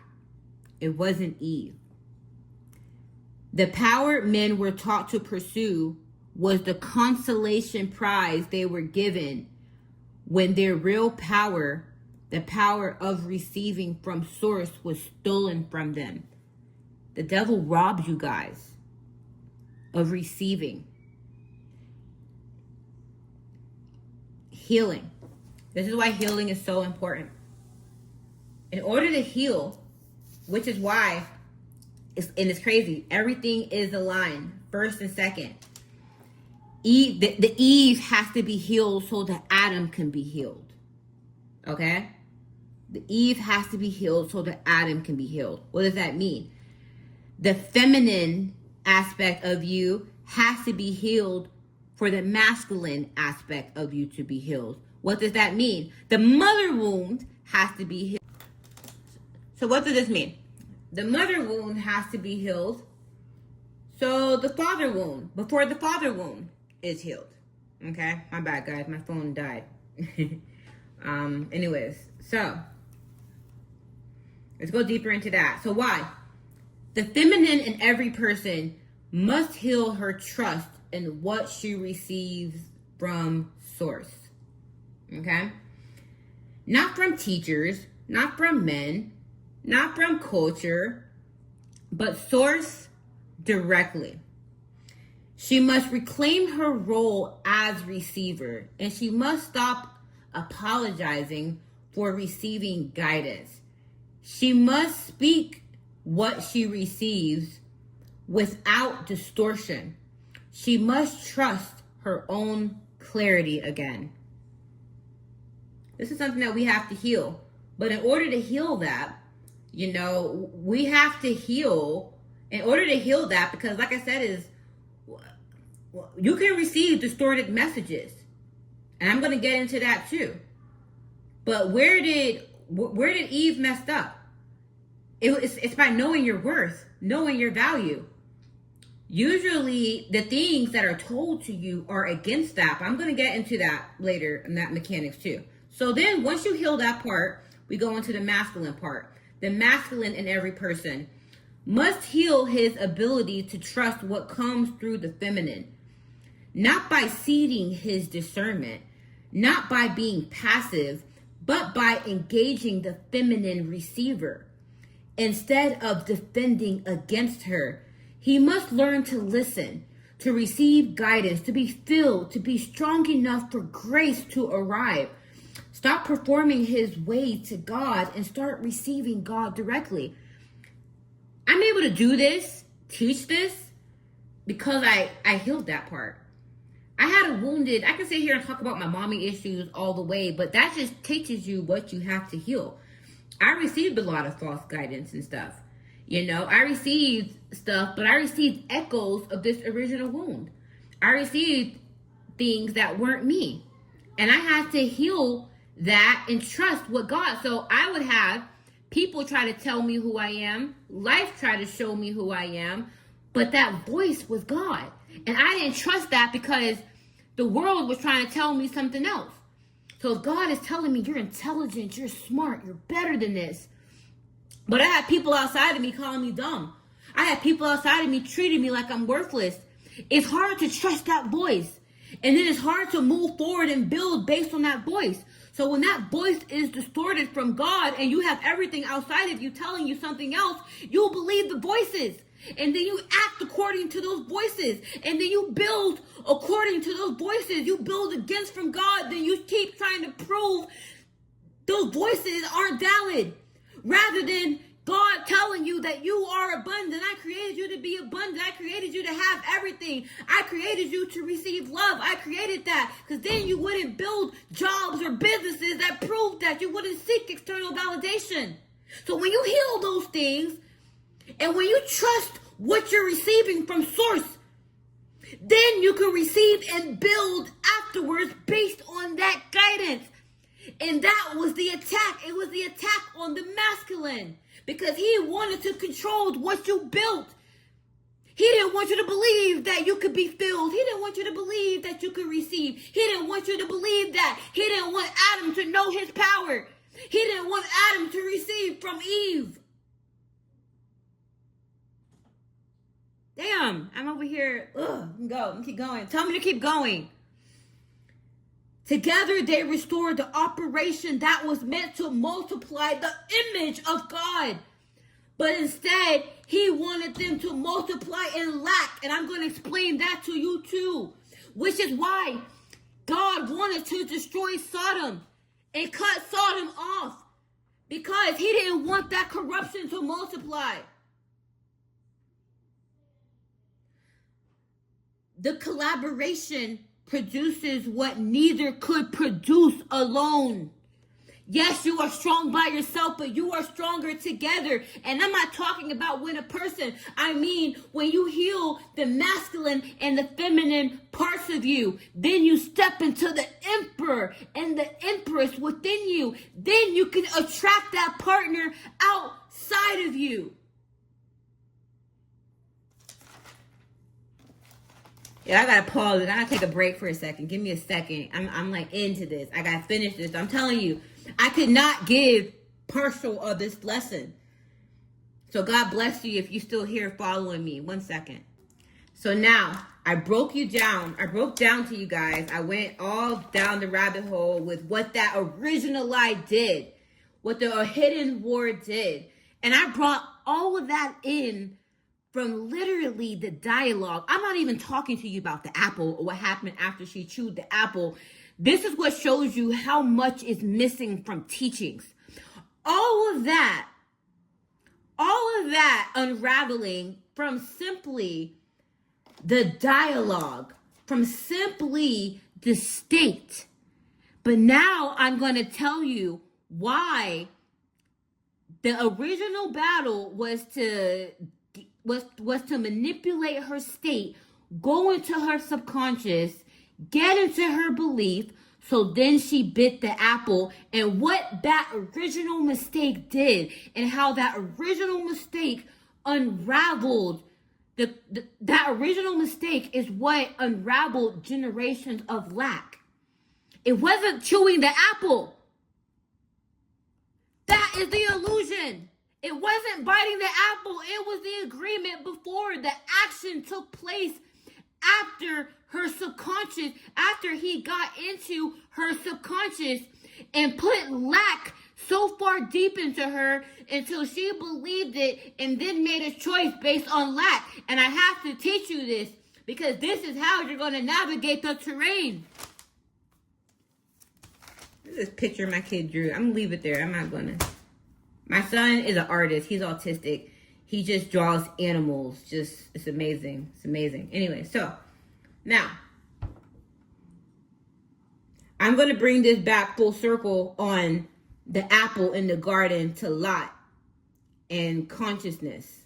Okay? So, what digesting the apple actually was. I swear. I'm like so in Genesis now. Like, if you guys follow me on this journey, I'm gonna break down a lot of stuff, but we're gonna go into stuff. Anyway, so making a sermon on an apple and Eve. Oh man, sorry, I'm tired. Anyways, go ahead. What digesting the apple actually was. When Eve bit the fruit, she wasn't gaining knowledge. The text says her eyes were open. Sorry, that's my kids bugging me. Okay. When Eve bit the fruit, she wasn't gaining knowledge. The text says her eyes were open. But what they were open to was her own nakedness perceived. Her eyes were open to the perception. Okay? It was open to a new perception. Man.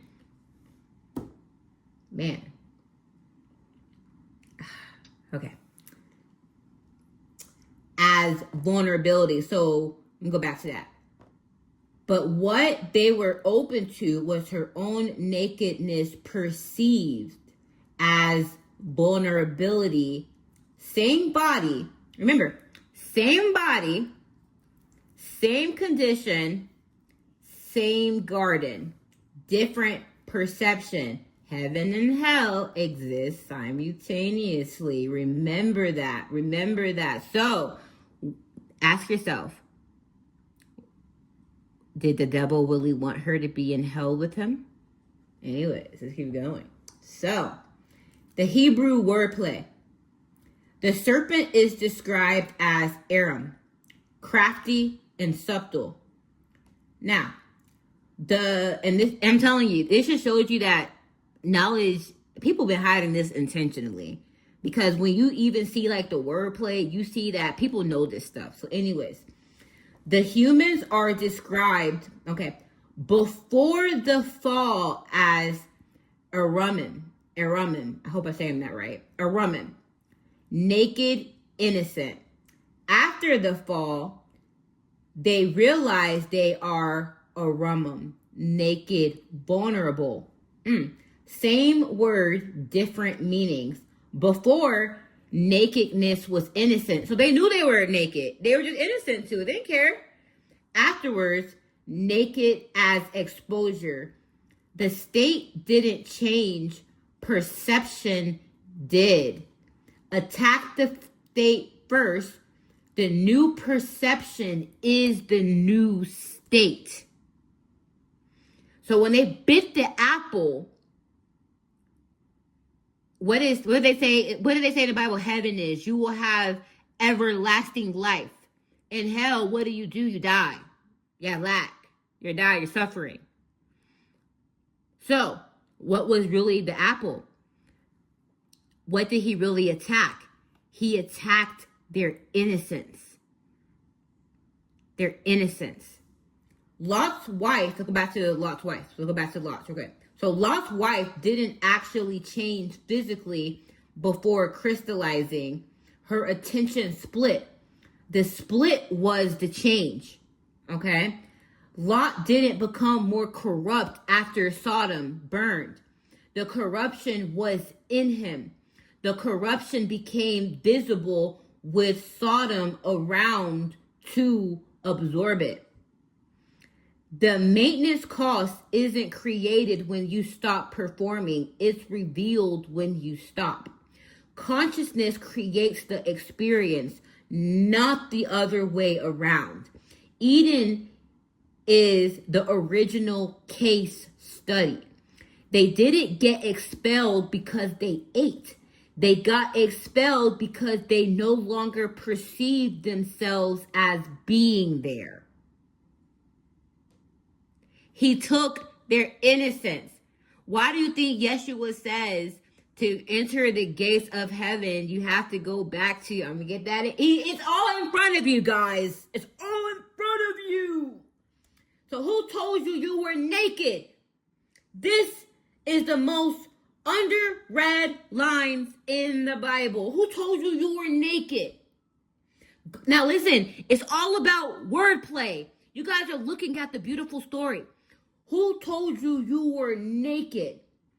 The most underread line in the Bible. God asked Adam, where are you? Adam responds, I heard you in the garden and I was afraid because I was naked, so I hid. So everyone think this was like knowledge, that they were dumb. He took their innocence from them. God, who told you that you were naked? Look at my son's little animal. All right, anyways. Now listen to that question slowly. God didn't tell them they were naked. They were always naked. That wasn't new information. God's question is precise. Who told you that you were naked? Who told you, and that means, let's go deeper into it. So God said, who told you that you were naked? Let's go deeper into the words. Who told you that nakedness was something to hide? That's the perception part. Let me talk to you about experience I went through. So when I first started, and the reason why I'm even like giving you guys this lesson is because I was taken advantage of. When I first, like, I've always, like, I have a very innocence to me.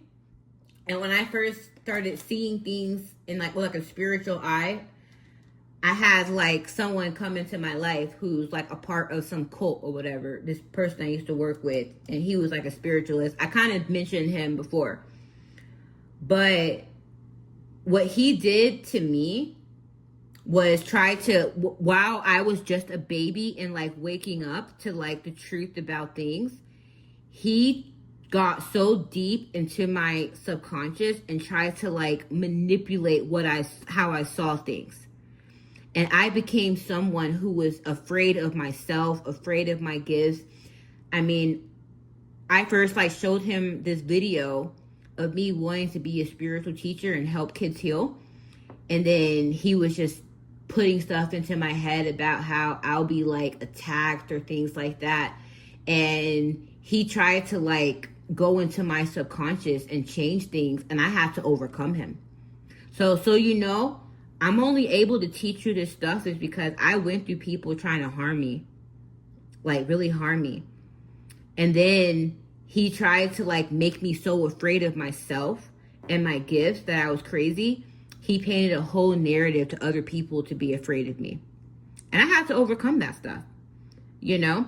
So the stuff I'm telling you is not just me just going through this stuff. It's like, I went through some stuff to where I had to like undo some psychological traps that people put into my mind. And I had to do it by myself, you know? I had, luckily, like, I listened to different people who I trusted in, but I literally went through terrain, and I am able to ground that knowledge of what I went through and then just kind of figure out how this even works and where the light went. So I'm only able to show you this stuff because I've overcome it myself. And I'll never, ever teach you something that someone else recites without me looking deeply into it and have me finding this truth personally in my own life. Yeah, anyway, let's keep going. So God's question is precise. Who told you that you were naked? And he said that specifically. And then a lot of people just like to frame God as some punisher. And I'm here to just redeem the stories that they say about Allah. because he is so compassionate, and he's not going to give you the answers. What did I say? Knowledge is something to be discovered. So even though they made that mistake, he's not gonna he's gonna guide, he wants you to find the way out. And that's what you have to do. You have to find the way out of the mistakes that you make. A lot of people think you got to just keep repenting. Is to learn the lesson. Change behavior is the justice, because now you have a life to where you're not operating on the sin. Anyways, so let's break down that question. Who told you that you were naked? So Adam hid because he was naked, but he always was. So who told you that nakedness was something to hide? That was the real question. Because he hid because of nakedness. So who told you that nakedness was something to hide when that was his state that he was always in? That was not new knowledge. That was a new perception. So of course the answer is the serpent. Not directly, but by introducing the frame of lack, the serpent created the conditions for nakedness to be perceived as vulnerability instead of innocence. God's question is making the mechanics visible. Something was told to you, you believed it, and now you're hiding. Now you're acting from what was told to you, and that was put into your subconscious to allow you to believe it, internalize it, and then to act off of that belief. The reason why the beginning is glanced over so quickly is because the mechanics for everything in life is based off this original warfare. You were told something, you believed it, and now you're hiding from your own existence. So who put that thought in you? That's what God is saying to him. Who put that thought in you? When you have dominion over the voice that put it in you. So he's also saying, how did you surrender your dominion? How did you level with something? Because if you have dominion over the voice, then how did that voice even enter you into your subconscious to even get you to perceive it and act on that suggestion? That's how gold diggers steal from you guys.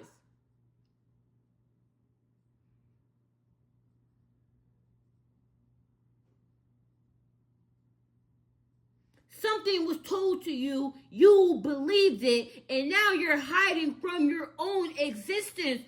Who put that thought in you? God isn't asking a rhetorical question. He is diagnosing the actual mechanic.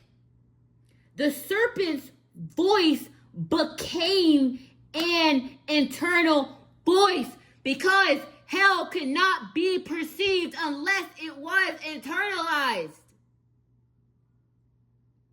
But the enemy wants you to believe that you live so long and you earn your way in life to not go somewhere when you're actually choosing it in your choices every day to exist in it. Damn. People will call this catching the Holy Ghost. Man, I'm just speaking the truth. You know, the truth. Let me breathe. All right, let's keep going. I'm almost done, by the way. I'm almost done. He isn't diagnosing the actual mechanic. The serpent's voice became an internal voice.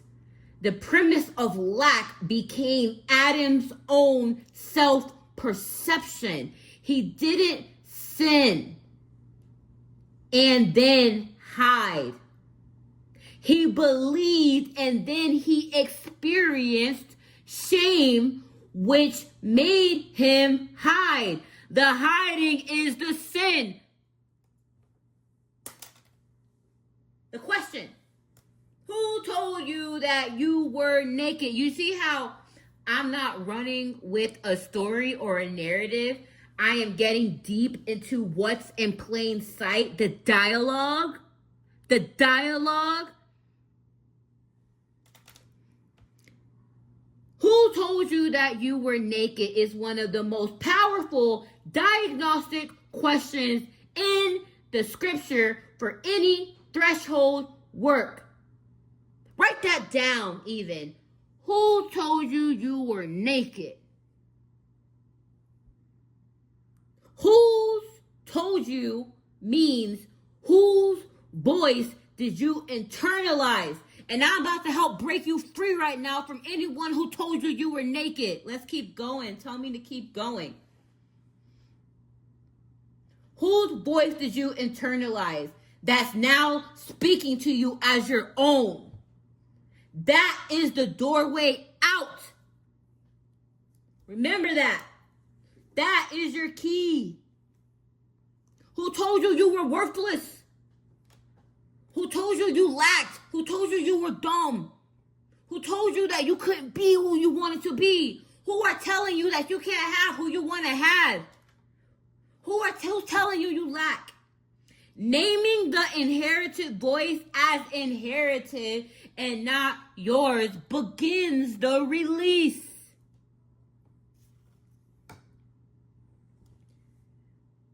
Cain inherited the lack pattern, Genesis 4.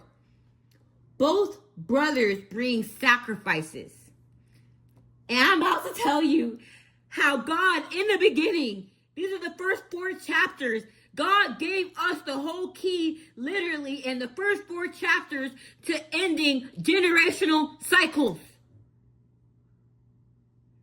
And if you learn this lesson right now, you will be free. Cain inherited the lack pattern. Genesis 4. Both brothers bring sacrifices.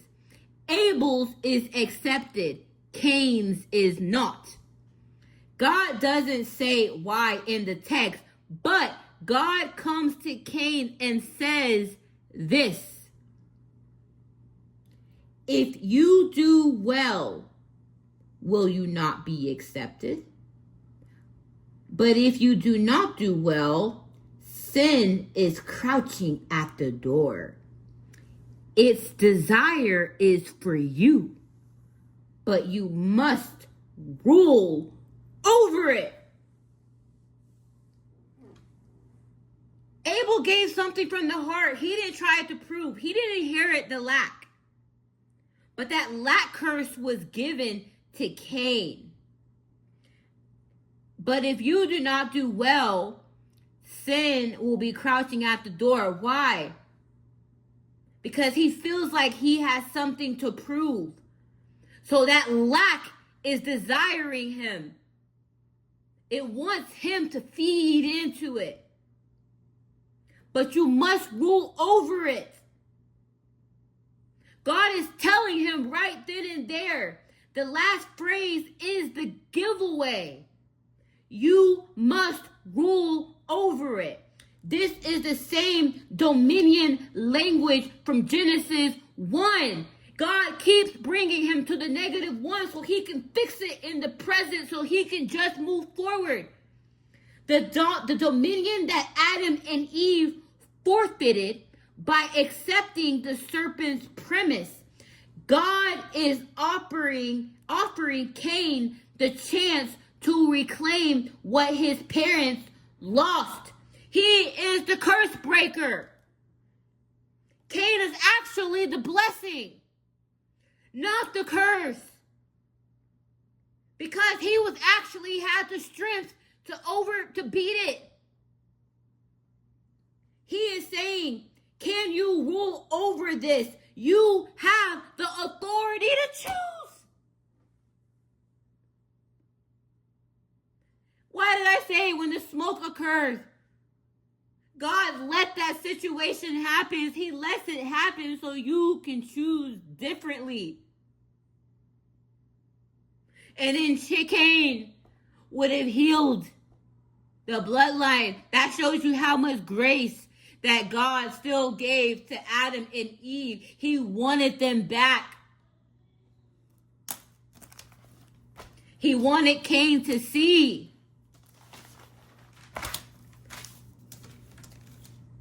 But Cain already inherited the lack. He is operating from the premise that favor is withheld. If Abel has it and he doesn't. So instead of going within, examining why his offer wasn't accepted, what state of heart it came from, he externalizes it. He kills the source of comparison. Cain didn't kill Abel because he hated him.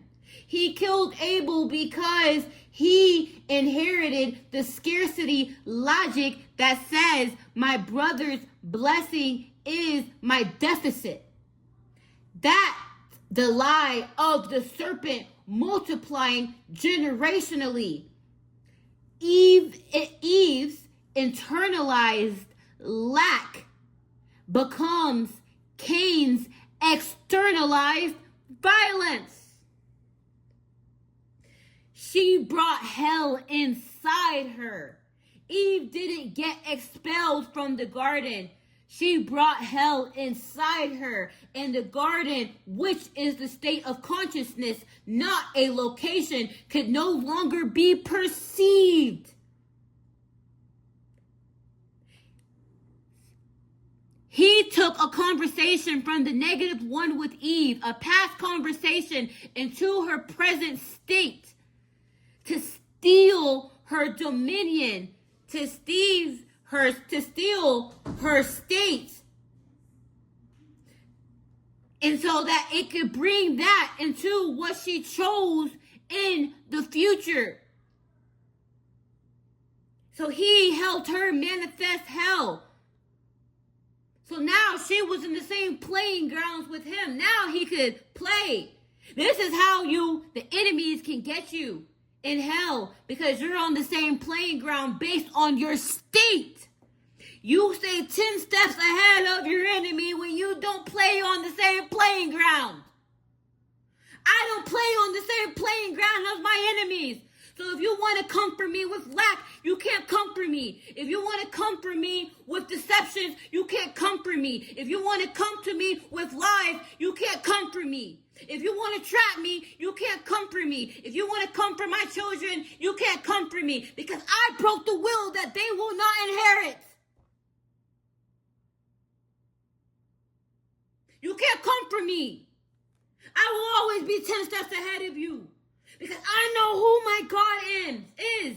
I am Abraham with 300 men going into a battlefield with kings and an army.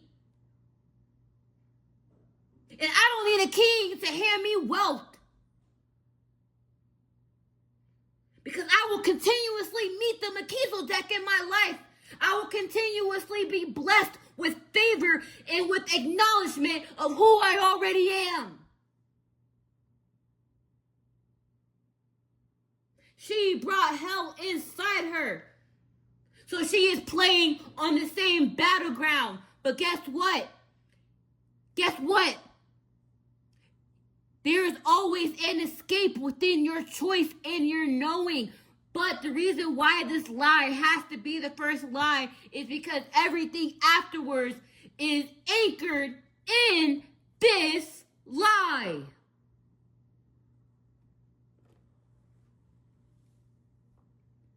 Man.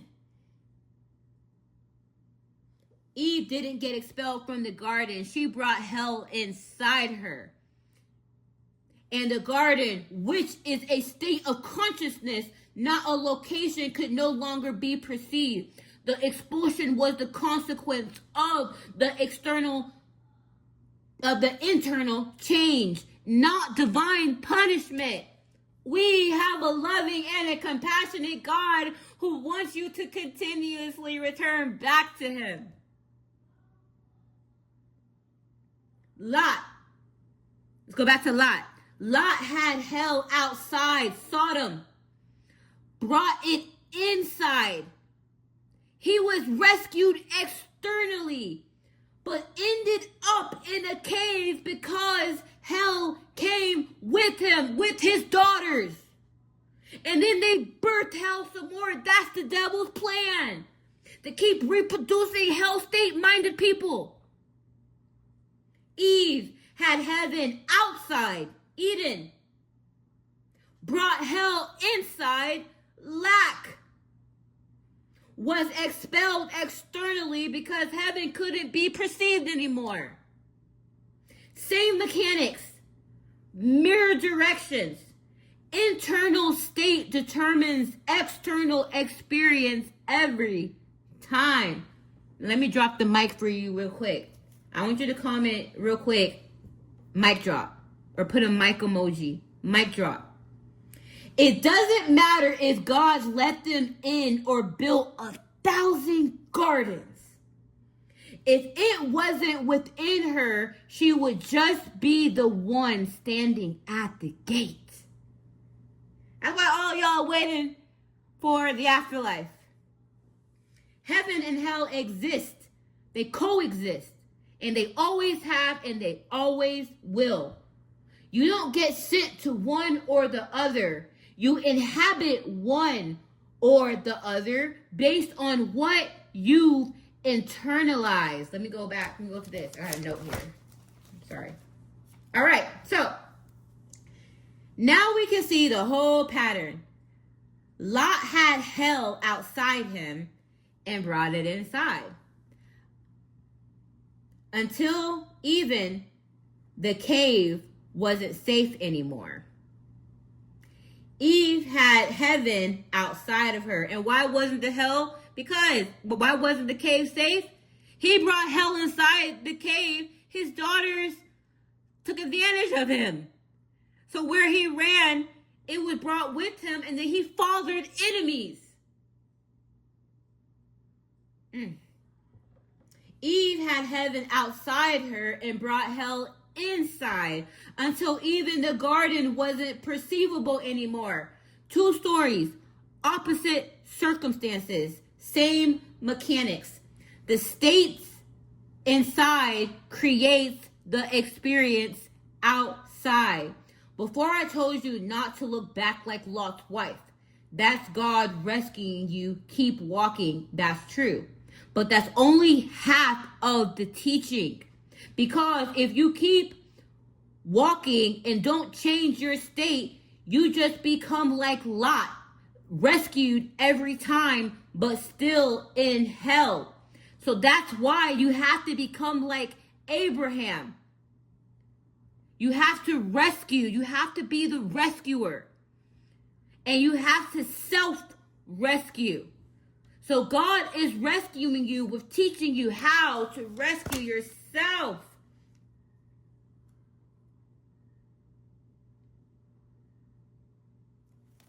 So, now, homework. I'm about to teach you how to rescue yourself. No, you don't got to go to my extended for this. I'm about to teach you. And if you send me, and here's the thing, how I know you watched this whole thing. If you send me an email saying I'm ready to rescue myself, I will email you back this whole framework, okay? And I will email you back the path to rescuing yourself, a document, an organized document. I'll put some keynotes in here that I told you to remember. It would just be for you.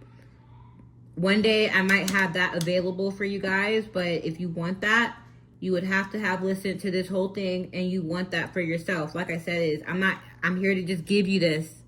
It's an honor for me to do this for you guys. Okay? So, here's how to self-rescue.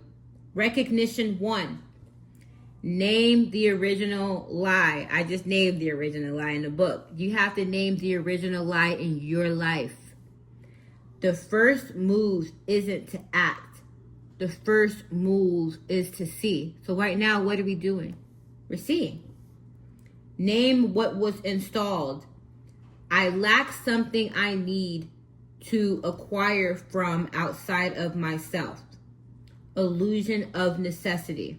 So, in order for you, what do you feel like you lack to be free, to be happy? to have what you want? What do you feel that you lack to move forward in your life right now? To take the next 2 steps moving forward, what do you feel you lack? Remove that.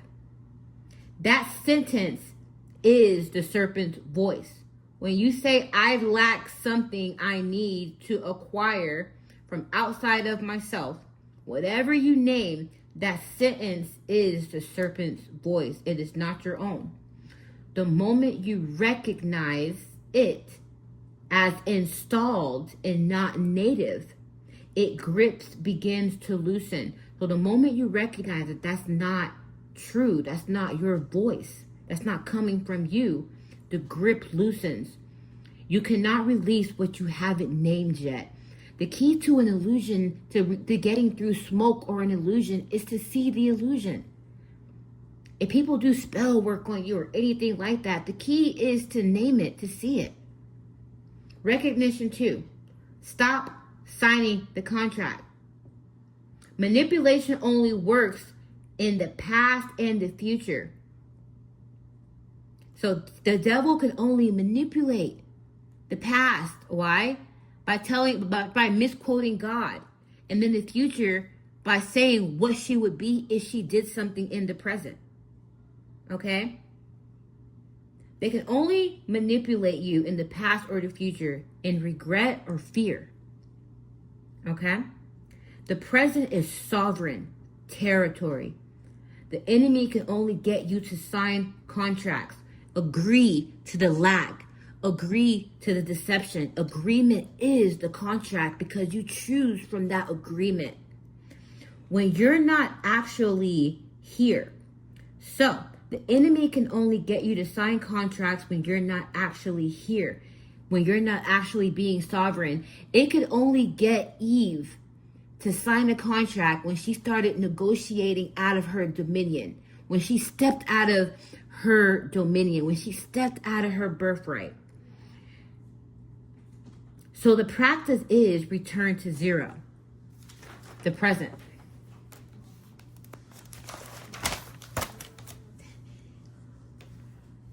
The present moment is where the rescue happens, because the present moment is where you can feel that nothing is actually missing.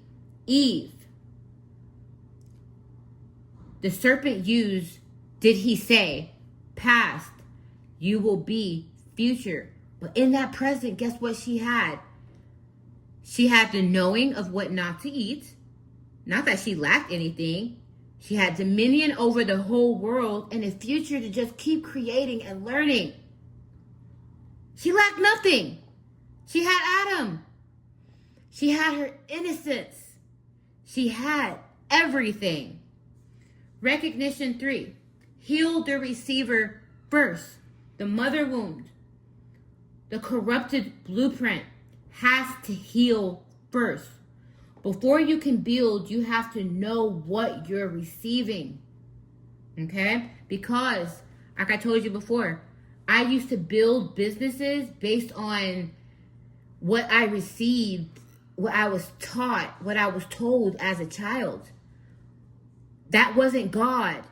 So once I eliminated that and I remembered who I was, how special I am, despite what I went through, that I still deserve love, that I am smart, that I can do all this despite what I went through, I can build now according to that. So that's why you got to heal that. And you have to receive the truth. Before you can build, you have to know what you're receiving. Before you can set boundaries, you have to know what's yours. The receiver heals first, then the builder follows. Both polarities have to come online, but in order. Recognition 4. Stop following false lights. Every teacher, every guru, every system that tells you the light is outside of you, that salvation will descend, that you must wait for rescue, that you must repent. They're running the same con the serpent ran. The light arises from within. Anyone who increases your dependency on them is not your teacher. They are your obstacle. The true teacher works themselves out of necessity. You will come across a teacher, and then you're not going to need them for that problem anymore, because they're going to guide you to yourself. The key is to not continuously need them. The false one builds an empire off of you. A teacher builds an empire to help but keep receiving people, but then release them so they can go build. These other teachers want to keep profiting off of you. They want you to keep coming back to receive from them. Once you heal this, you can go about your way and then go multiply. Trust the state shift. 5. The universe responds to the dominant state. So yes, when she chose lack, the universe responded to hardships and things like that. When you change the state, the experience changes. Not immediately, but in every external detail. Not immediately in every external detail, but immediately in what becomes available to you. That's why I said, don't focus on the whole pie of the manifestation. Focus on 2 steps at a time, and then watch. That future that you want is your reality presently. Okay? It's going to start unraveling things as you keep moving. Now you revisited the Genesis. And now you can finally move forward. We can move forward. Now these teachings can move forward. Not because you've been rescued, because you've recognized that the rescue was always inside of you. Okay? So, guys, man, we got through this lesson. It was so long, and I'm so tired, and my kids are bugging me to get in the pool, so I'm about to go do that and chill. So, like I said, yes, God's rescuing you. But He's rescuing you by giving you all the tools that you need to rescue yourself. And that's what I am here for. That is what I've answered the call to do, because guess what? No one came to rescue me. I didn't even have a blueprint like this. I didn't have none of this. But you want to know what I did have? What I did have? I had God. And I had everything that He blessed me with already. So I didn't need other people and other things to come. I just needed myself. So I was able to learn this stuff because the strength was always within me to get through this, so that I could rescue myself and get to this finish line. Not an external finish line. As you see here, I got a notebook or whatever, but it depends on what you believe your finish line is. My finish line is I can build now from my true self, from my true soul. I can build from this, and now I can lead you guys through the way that God led me through, and I was obedient to listen to. I was obedient to cut cords and leave things and people behind, and not take the habits that I've learned into my future. To not accept lack, to not accept other people's perceptions of lack, to not accept other people's perception of me. And that is my inheritance. And I'm just here to help you receive yours. So I am very tired. This was like a 3-day lesson for me to ground. This took a lot for me to teach. I am very tired right now. I hope you guys enjoy the art in this lesson. I'm an artist, so it's really nice for me to kind of put a lot of my art into this lesson to illustrate it. I'm a very visual, cinematic type of person. And BASIRAintuition.com. I'm just starting off right now with readings. The readings are not like your ordinary tarot readings or things like that. They're just, I use my gift. Yes, I use tarot sometimes. And listen, I have dominion. So save that stuff about, oh, I'm opening the doors to this. I have dominion over everything. And you know what? If I need to tap into some stuff to show you some stuff, I will, despite what you guys think of me. I trust my discernment. So yeah, I do have some readings available. If you want the truth in your life, but what's blocking you, you want clarity on how to move ahead, I got you. And also, I don't know, like, feel free to send me an email.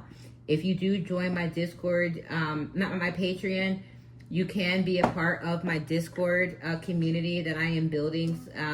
I do have a tier that includes you having like a monthly reading and then ongoing one-on-one with me. That's a higher tier, but I have that tier because I am committed to like giving you more of my time. So that means I'll give you we can talk, we can build a relationship, we can become friends, you know? So, anyways, I'm done talking. I'm tired. For those of you guys who think that I just gave like a lot of hidden knowledge for free, that's what it should be. I discovered it. I worked very hard to discover it, and so I'm sharing it. I do also have other high-end services.